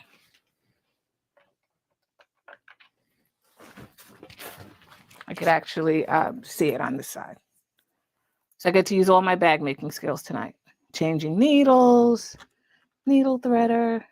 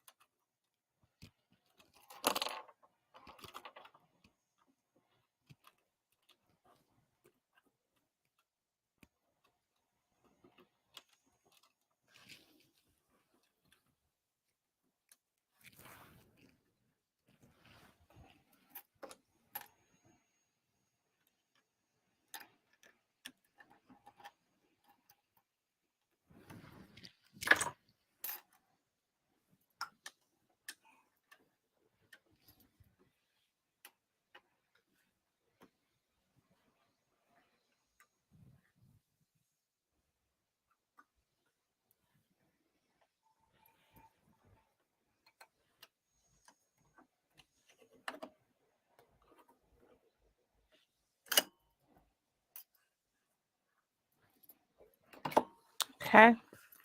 And then I'm going to sew down the other side. I'll sew across the bottom and then up the other side. And hopefully I won't catch that zipper. I'll take my time.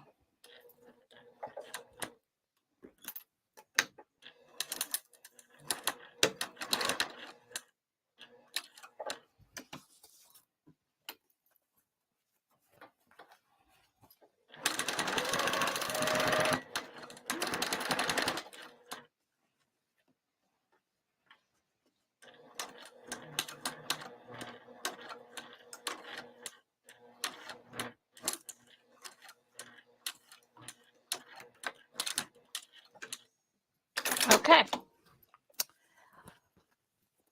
Oh, that was close.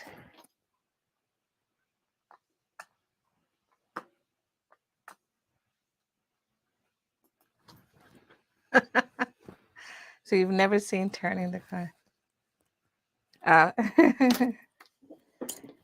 Yeah. I mean, you can leave it straight, and I think what there's a number of ways you can deal with the pocket, right? One is you can do it the way that I did it. Okay, so you can do it this way, where I did it, where I turned the corner. I have a smaller opening here. You can leave it open. You know, there are people also who fold this up, iron it, and then stitch it, you know, down. And then I learned it this way, so I always do it this way. It's also less to sew. And when I reach in there and pull it out, which I can show you. I thought I sewed it closed. When I reach in there and pull it out, not that it matters, but if I poke the corners themselves, I'm gonna trim them a little bit. If I poke the corners, when I pull it and I do this, by turning the corner and having that 1/4 of an inch seam, it's easy to see how to fold it to make it even. I don't know if you can see that, but it's easy because it stops at the seam and it's easy to fold it in, I find, and then match up the bottoms. I'm not guessing how to do it because it should align with whatever was stitched over here. And so that's why I do it that way. But, you know, there's so many ways to do it. Like I said, I've seen so many different ways to do it. So I'm going to take some of the bulk out of the corner, only because when I turn it, I want to be able to poke it out and poke it in. So I'm just going to clip this at an angle. Don't clip your stitches about 1/8 of an inch away from your stitches. I clip it at an angle. Some people clip it at an angle and then do even more grading by clipping the seam allowance here and here. So they try to make it as narrow as possible. It's a pocket. I don't worry that much about it. Okay. Pocket done. Woohoo! So I'm going to trim the zipper off because I don't need that much zipper. And you can trim, if you want to trim this piece here, you can trim that. I'm going to leave that, but I'm just going to trim this zipper some. These are not my good scissors. They're good scissors, but they're not my good scissors. They're not my fabric scissors. They're one of these, they're like a multi-purpose type of scissor that's like amazing. Because like they never get dull. I don't know how they did that, but okay. So now we have this. And now we have this. So everything's done. So we want to complete the lining. We want to box the corner. And then we want to put the bag together. So we are in the home stretch, believe it or not. So we're going to measure this. We're going to measure the corners on this piece. Now make sure, and you may want to stick a card in here. I did this. This is the top. This is the bottom. Okay. So I know what the top is.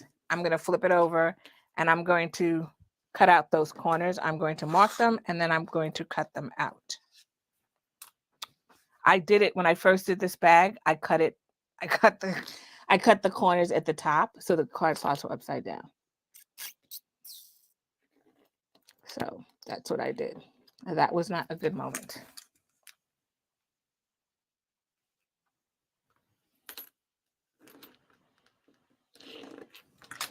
And this one's easier because the pocket's at the bottom. We're going to cut the corners here as well. So the pocket itself may seem like it's kind of shallow, but the reason that is because the body of the bag is not so tall. When you pop it up, it's tall, but without it, it's not that tall. So, okay, so I marked the corners. I'm going to cut them out. And let's see, just make sure. I want to make sure everybody's in the right place. Okay.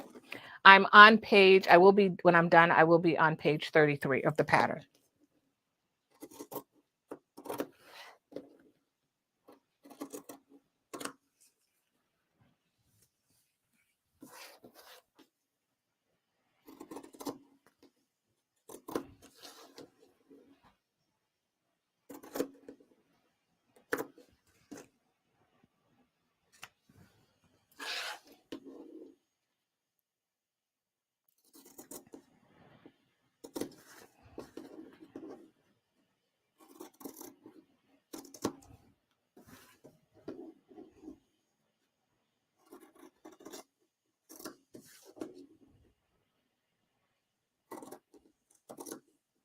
All right, so now once we've done that, we can put it together. I'm going to make sure that this is the top. We now know that, right? I want to make sure that I align these bottom pieces right here. So I want to make sure that those align. So I'm going to clip those in place. And then I'm going to work out from there. So I clip this one. They should align. The seam should align. So when I'm done, it looks like it's one continuous. The center seam goes around in a continuous way.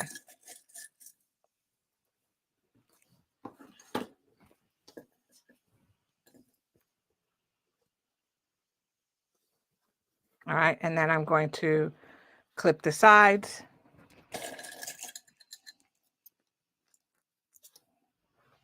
There's nothing really to match except for the top. And I'm going to sew around the bag using a 1/4 inch seam allowance. When I get to the bottom, I will pivot.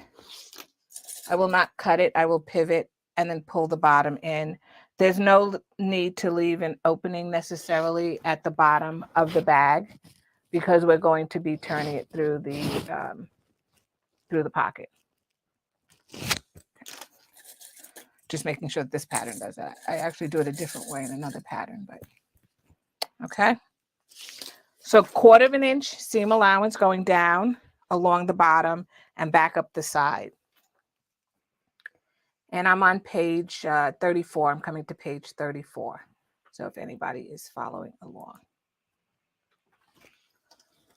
So let's go to the sewing machine. Back tack at the start and stop. Turn your stitch length to a 3 or 3.5, whatever makes you, whichever one you'd like.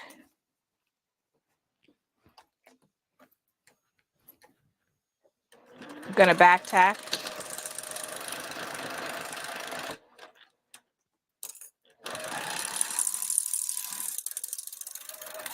I back tack at the bottom also. When I'm turning this corner, I'm not cutting the thread. I'm just taking my material from the bottom and I'm just going to push it right underneath the presser foot. So I'm just going to tuck it right in there under the presser foot. And then straighten it out. Make sure that it's still aligned. Take your time over that thick spot right here. And on the other side.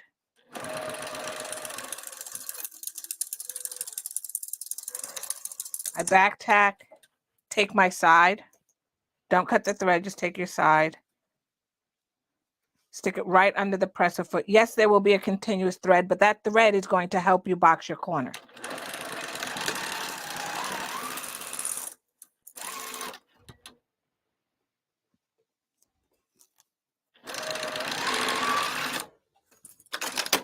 Okay, now to show you how that thread helps, that thread that I didn't cut here, when I stick my hand in the bag itself, notice how I just simply stuck it in there. Notice how that corner popped right into place. If you cut it, you then have to fiddle with it to get it into place. But notice how it lines up perfectly. So that's why I don't cut the thread. I nest my seams at the bottom. So I push one seam to the left, one to the right, which is nesting them. I do leave that connection thread. I don't cut that.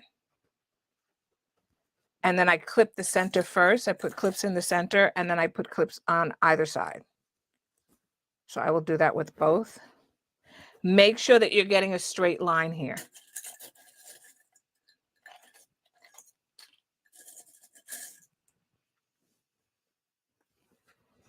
And we're going to get the other side as well. And then we're going to do the other side of the corner. So we're going to flip it around and do the other side of the corner the same way. So I just stick my fingers in here and pull it out. Put one seam to the left, one to the right. Nest them in there. Put a clip in the center and then a clip on either side.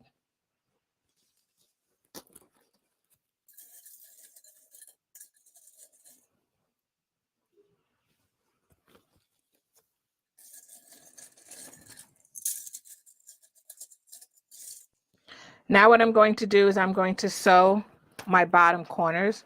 So I'm just going to sew this on both sides to close up the corner at 1/4 inch seam allowance.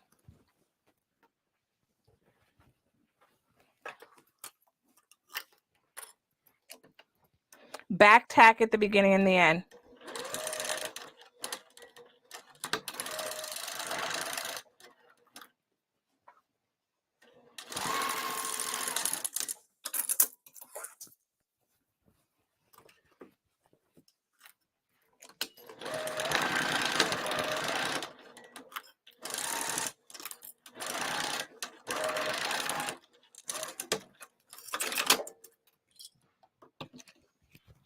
All right, and our lining is done. So now we're in the home stretch. We're going to get ready to put our bag together. So there you go, your lining's done. It's all done. All right, your pocket comes almost to the bottom. If you look at your card slots, they too curve around. I don't know if I can show you that. They curve around on the inside, and that center piece matches. So now we're going to put this together with the exterior. But we want to first attach our little straps that we did yesterday. We'll attach that to our bag. So grab all your pieces. All right, so I have this piece, I have this strap, and then the lining and the top. So what we're going to do is I'm going to attach the strap, I'm going to attach the strap to my exterior just so that it's already attached and I don't have to worry about it. I will be basting it in. So I'm going to take my strap, stick it here. It will fold under just like this with the 1/4 inch seam allowance. You want to make sure that the anchor is not in the way when you sew. So I also try not to make it flush. I try to extend it about 1/8 inch at the seam. So here goes the seam, and then I push it up about 1/8 inch. I'm going to just clip that in place. And I'm going to base this in, base stitch it in really well. Now take your strap, because I know there's a chain and it doesn't look like it can get twisted, but it can. Take your strap, make sure that this is straight. Bring it around so that it's straight. It's still straight. It's still straight. And then what you want to do is with it still straight is you want to attach the other end over here, right at the other seam. And we should double check that it's straight. Once again, I extend about 1/8 inch over the edge. And that's so it doesn't pull out. You know, it's not as easy to pull out if it's in there like that. But now that the anchors are laying straight,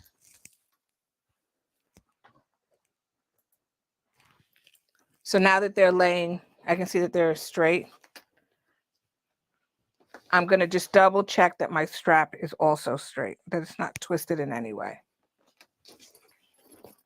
There's nothing worse than you do this and the strap is crooked.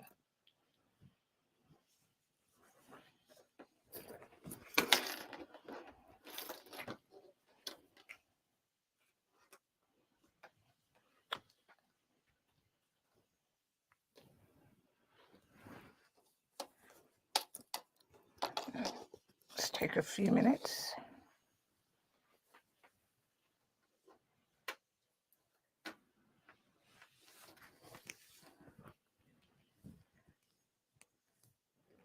Okay, it looks like it's straight. So now I'm going to go to the machine and I'm going to tack this in using a five maybe, or base stitch it in it like a 6. But if you base stitch, you go back and forth a couple of times. There is some thickness there, so take your time with that and base stitch it in. It should be at the seam that you're base stitching it, so take your time. I normally start on the strap connector and then go back and forth. That way I don't have to worry about getting up on top of it and bending my needle. I start with my needle in a down position and I'll go forward.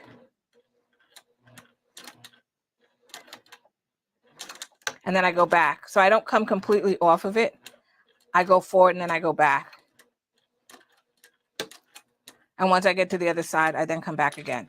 So I'm going to base that a couple of times. There is a fold over here, so you can see you should be stitching somewhere between the fold over and the raw edge of the material.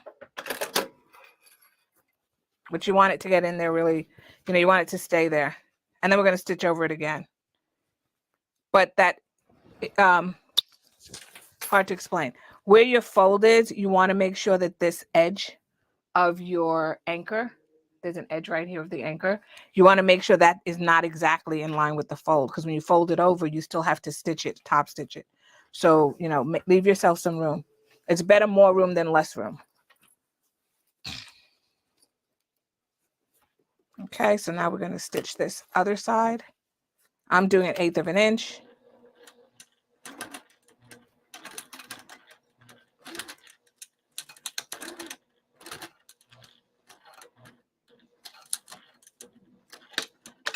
Okay. I always hold my breath at that part. Next step is to put this together.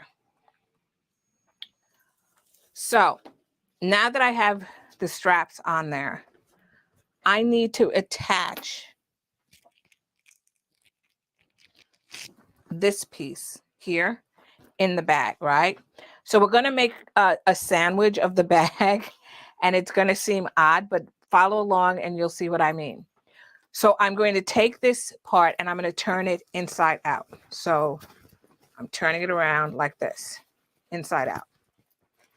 So the foam should be on the outside. So we'll do it in 3 parts. Foam on the outside. You can now take your strap and stick it on the inside. All right, so now it's out of the way.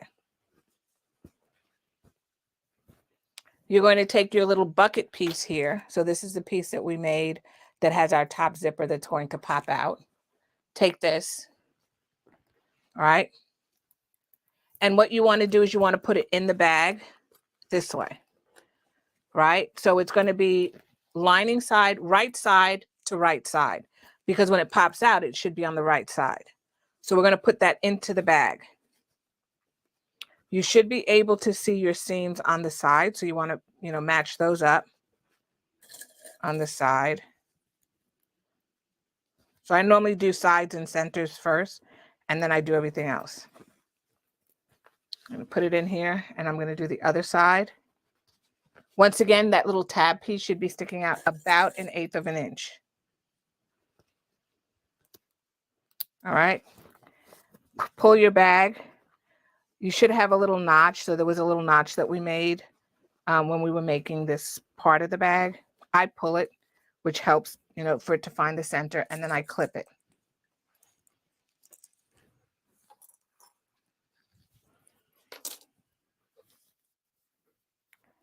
Now I want to make sure also that I open that top zipper. Mine happens to be closed. So just open that up. I like to keep all my zippers open. When we get to the lining, we're going to make sure that our pocket lining is also open.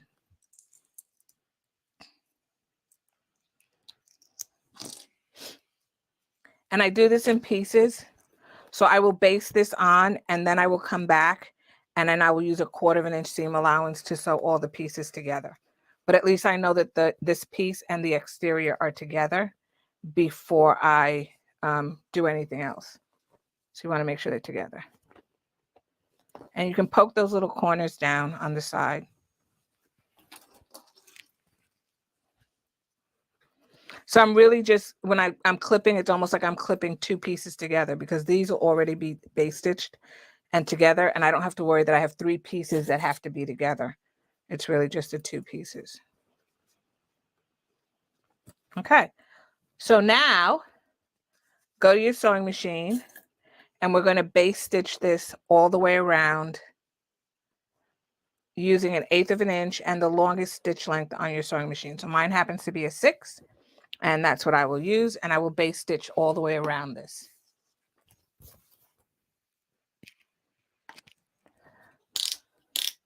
One-eighth of an inch is going to be your base stitching. I'm not looking to rip it out, so that's why I make it 1/8 of an inch.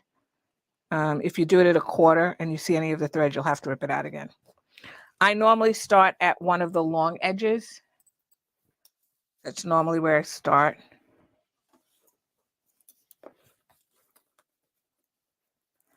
And you're pretty much just going over the base stitching that you did before to attach, you know, the 2 pieces together for your top piece.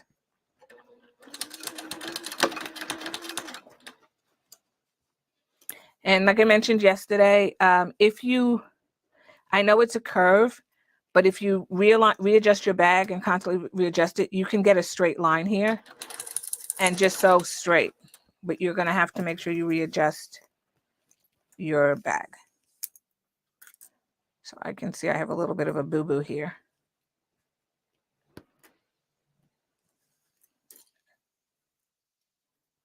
And I'm just going to fix that real quick.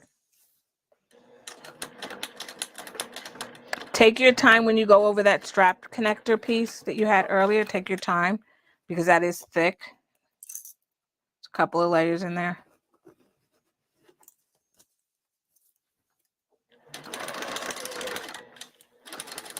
And you can push your foam out of the way. If it's in your way, just push it down out of the way.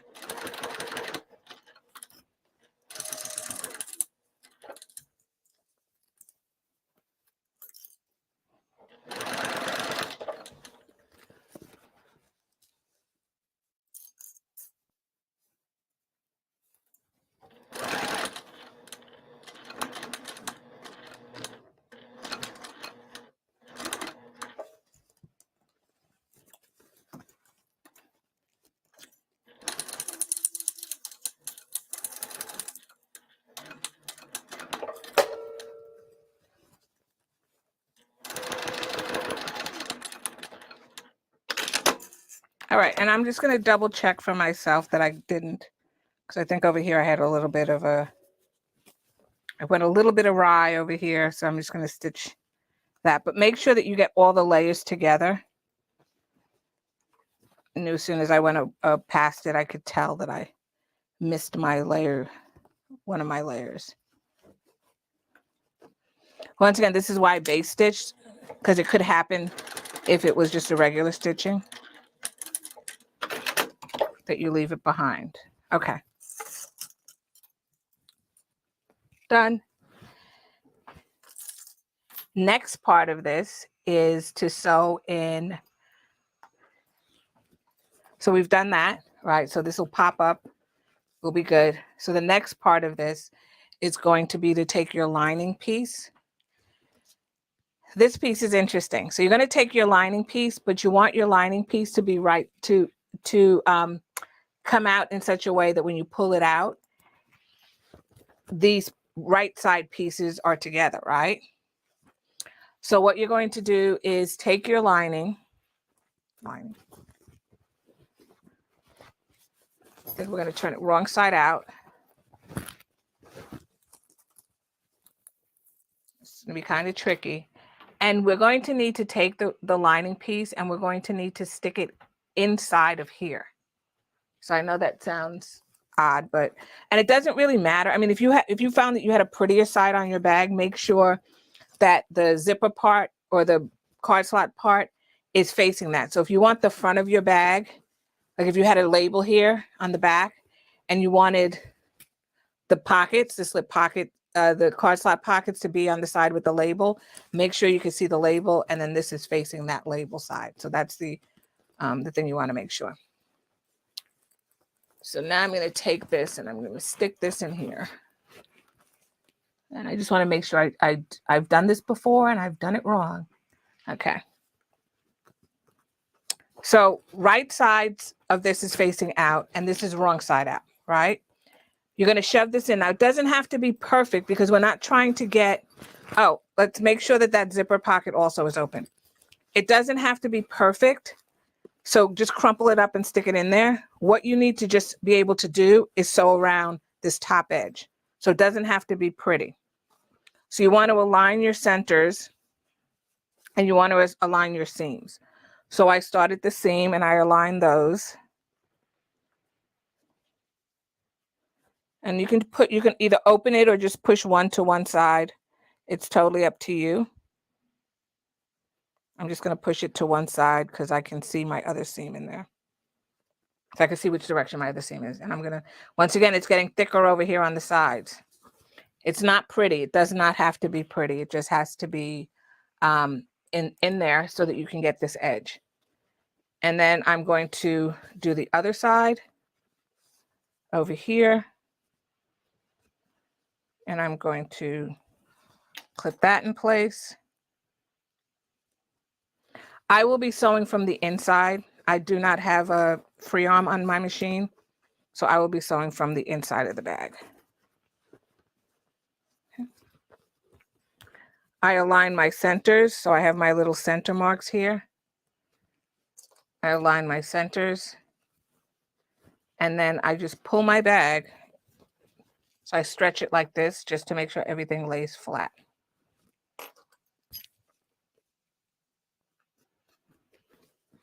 Once again, we will be folding this over the foam, so you can push the foam down. You don't have to sew over the foam because we're going to fold over that foam. We're going to come back and fold the seam over it.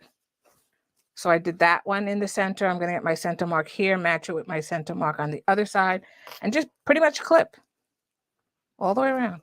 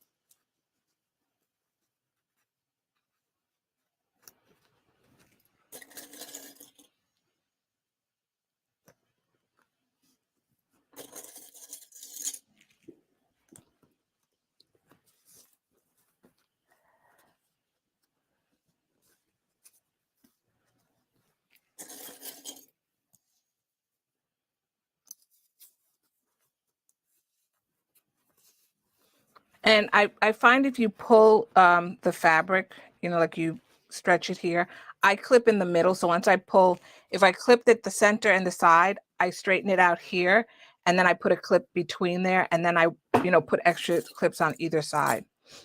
But that way I can check that it's evenly distributed. If you pull it like this, you can make sure. So now I'm just going to double check this, make sure everything is in there, add any extra clips that I may need on here. The other thing I want to mention to you is that I'm sewing from the inside, like I said, because I don't have a free arm, but my clips, the clip itself has a round side and a flat side. So you want to make sure the flat side is what's gliding along your sewing machine bed. And so make sure that the clip's on upside down. If you look at my clips, the round part is facing up because I'm going to be sewing like this. All right. Once again, I started alongside and then I go around. So let's go to the sewing machine and sew this. This will be at 1/4 inch seam allowance. And I will be using a stitch length of, you can use a 3.5 if you think you're going to have problems with the thickness. I'm going to use a 3, so I'm going to go wild, and I'm going to use a 3, and I'm going to sew all the way around. Take your time with this, and also take your time when you get to where the strap anchors are, where the strap connectors are. Okay. Back tack.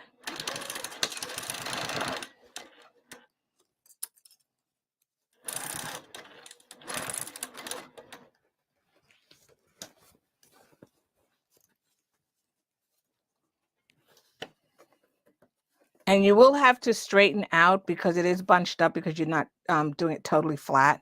So just straighten it out.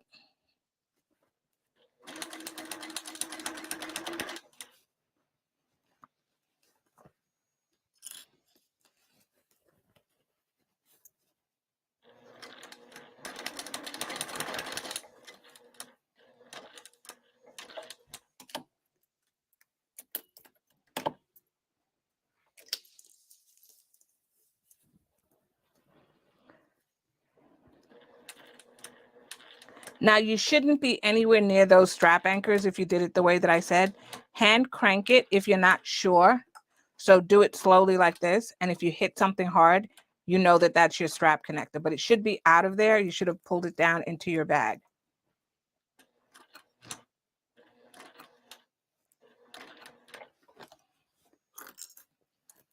I am folding my foam away from the top, like I said, because I'm going to fold over it when I'm done.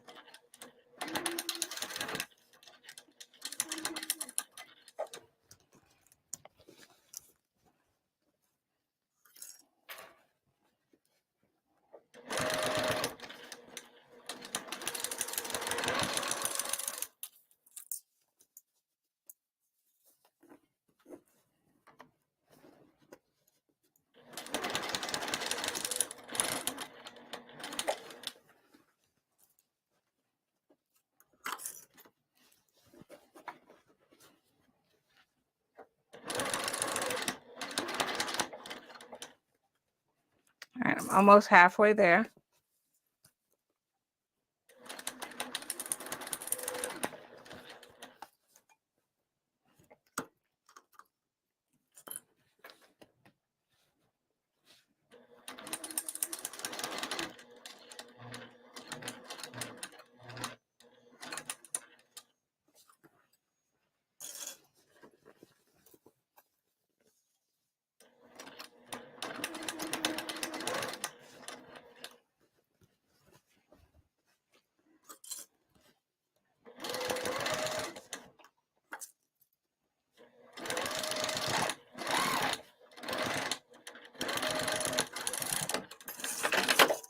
Okay, and I am done.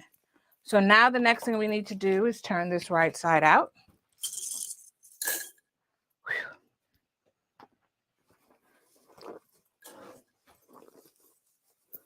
So I'm going to pull this out just like that. Get my chain rattling around in there. I'm going to stick my hand through this opening. If you sew too much, you can definitely rip it apart and, sew it back together. I'm reaching to the opposite side, so I'm reaching over here. First thing I'm going to do is pull out my strap to get that out of the way. And then I'm going to reach to a corner. So I don't pull from the middle. I always pull from a corner. And I'm going to grab a fistful.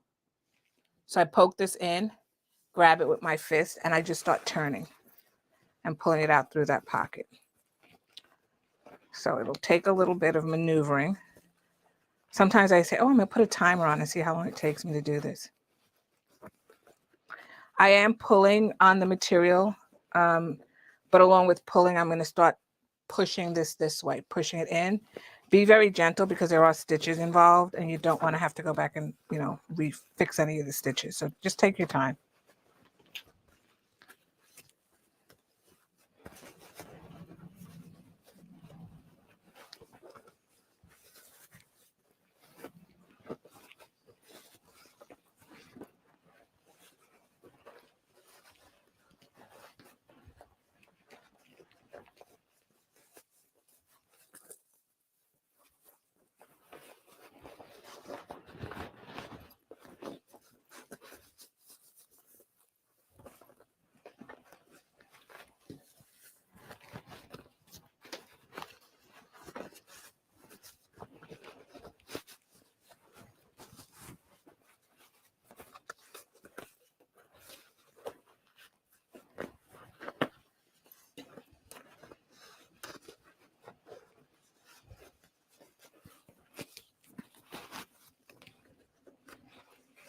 All right, it is coming.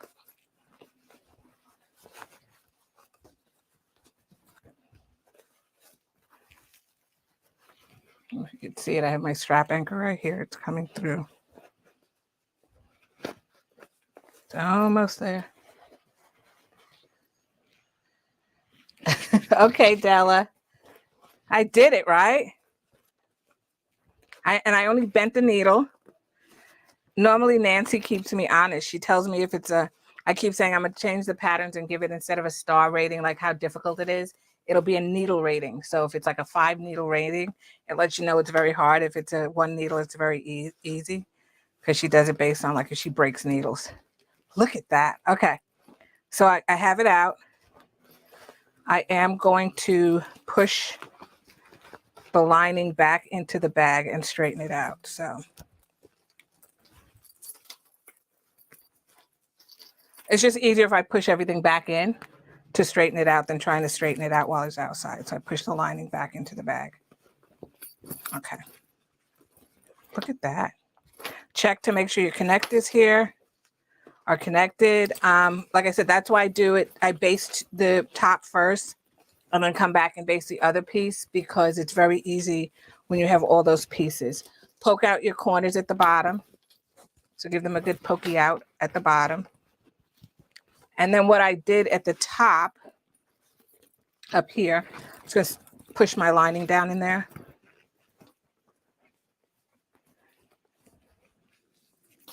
Push my pocket down in there real good.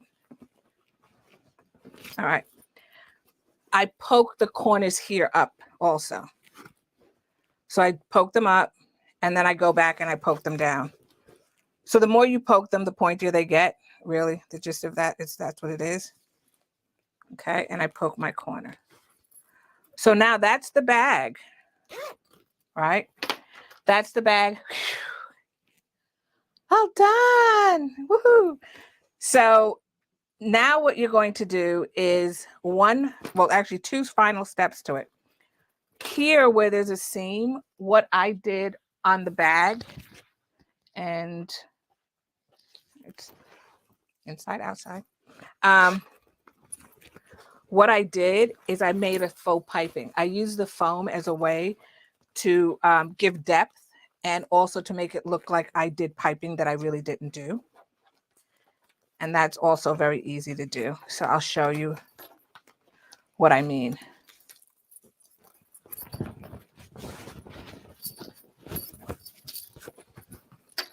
So when you look at this bag, I don't know if you can see it, it's just a seam. When you look at this bag, I did a top stitch, so it looks like it's a little bit of a piping there. So I'm going to do the same thing on this bag. Then we'll sew up the pocket and then we'll be done. To get the piping, you have to tuck the bag back down. Make sure you straighten out that lining in there, because that's very important. So pull on that lining, make sure it's pulled down into the bag.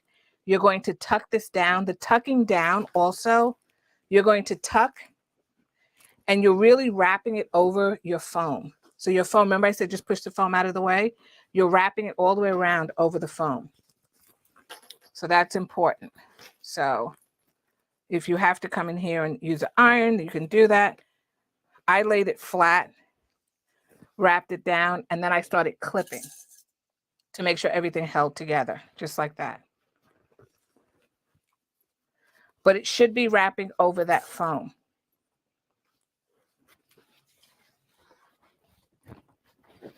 So make sure you pull your foam up and then just poke it down. Your strap should be straight up. So you don't want your straps straight down. You want them straight up when you're sewing this.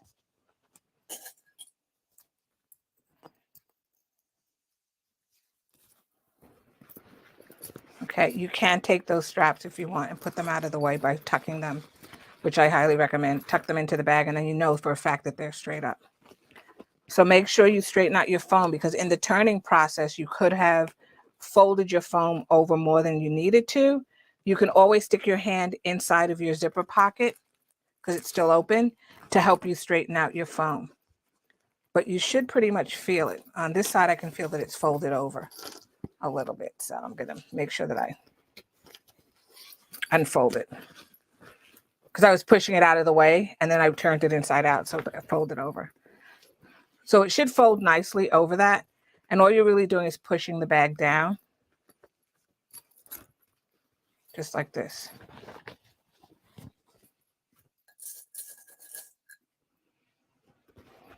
And you can leave it overnight if you want to leave it overnight to settle. You can leave it overnight if you want it to flatten. So I can feel the foam over here is not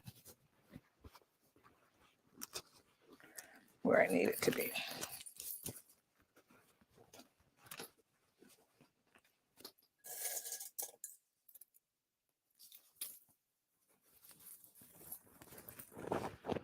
And when you get it, when it's flat, you'll feel that it's flat in there.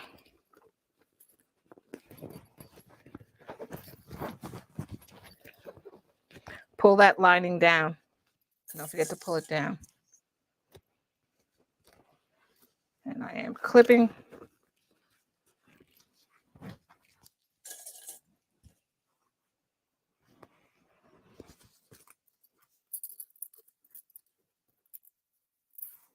Now, when you sew this, you can see that I'm away. I don't know if you can see there's a gap right here.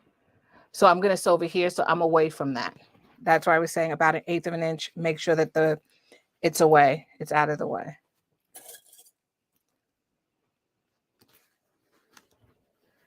And I'm almost done.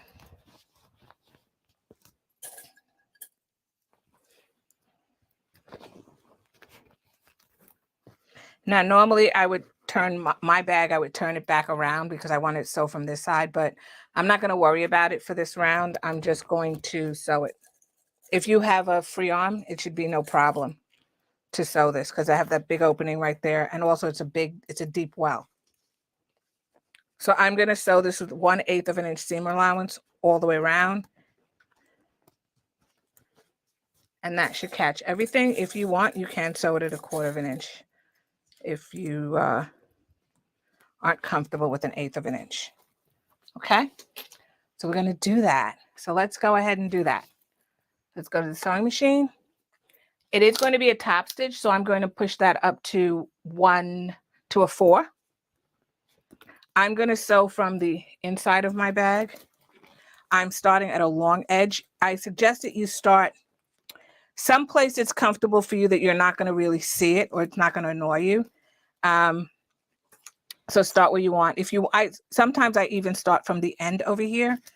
We will need to pull out our strap after I tucked it in because I want to make sure that the strap is straight, it's straight up and down. So sometimes I will start at the strap. I will start at the side of the bag and I will start right in the seam of the side of the bag. So I'll do that in this case as well. And that's because it gets hidden. Nobody really sees it if you start at the seam. So for some people, it's too thick. So they will start a little bit before the strap. All right, so just make sure that connector is straight. Also take your time going over this part of it because it is thick. 1/8 of an inch, stitch length of 4. And I'm just going to take my time. Hold your strap straight. See, that's thick.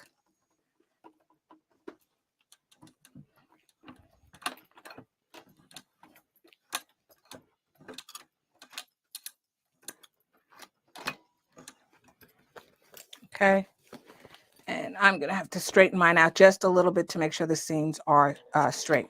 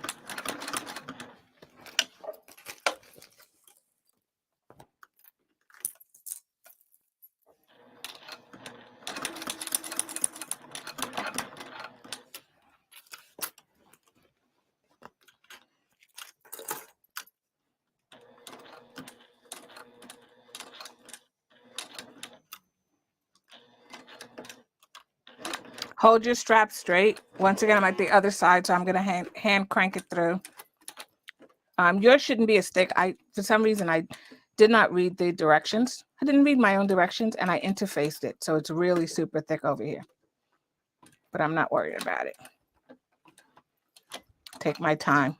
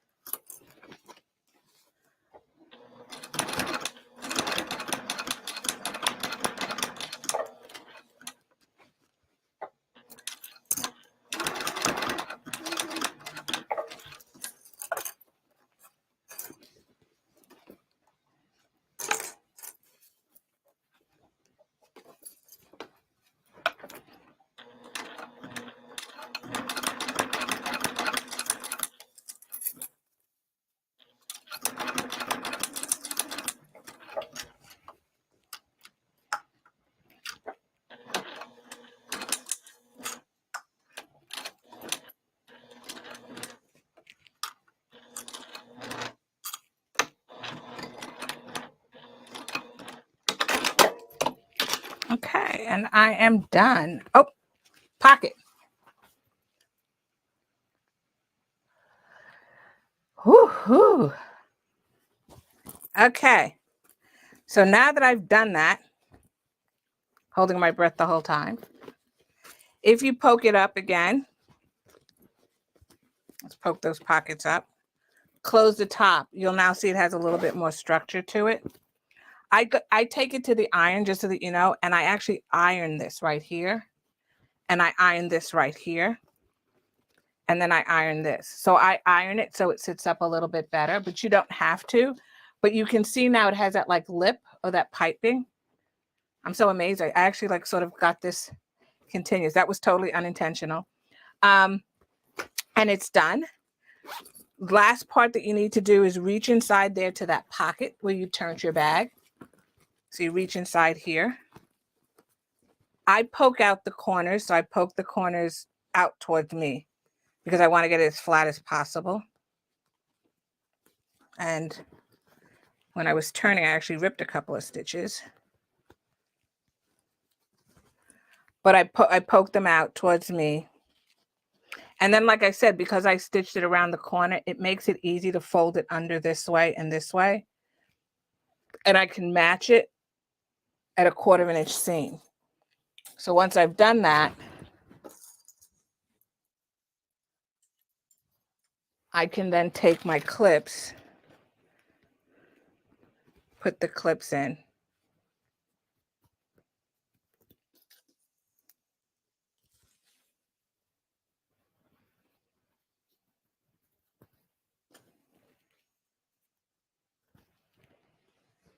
Just like that.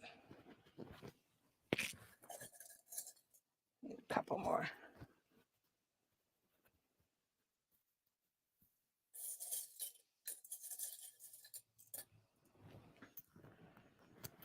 Take it to your sewing machine, stitch it at 1/8 inch.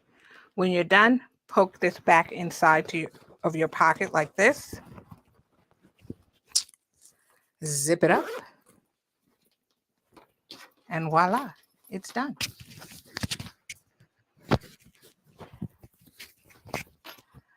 So remember I said at the beginning that last night is always the hardest because, not the hardest, the longest, because we do so much on the last night. A lot of it is done. We were able to get it done. It was in 3 different pieces. So if you missed the other 2 pieces, one was cutting the fabric. The part 2 was about constructing the exterior. And tonight is about putting it together. You're more than welcome, Della. You're more than welcome. So I hope if you make this bag, you post a picture of it. If you make it out of a different fabric, I also love to see that. You can tag me on Instagram, and I'm Sew Your Bag at Sew Your Bag. I'm also in Facebook as well, and you can find me under Sew Your Bag. The pattern is available. I will put the link in the description notes. I will also let you know where you can get these beautiful connectors. And any questions, send me a private message, email me at sewyourbag@sewyourbag.com. Very, very easy. And once again, my name is Catherine, and it's been a pleasure hanging out with you. Thank you guys so much for the laughs tonight. It was really funny. And I got to learn a little bit more about each of you. Have a wonderful evening. Have a wonderful weekend. And I hope the weather is beautiful. Good night.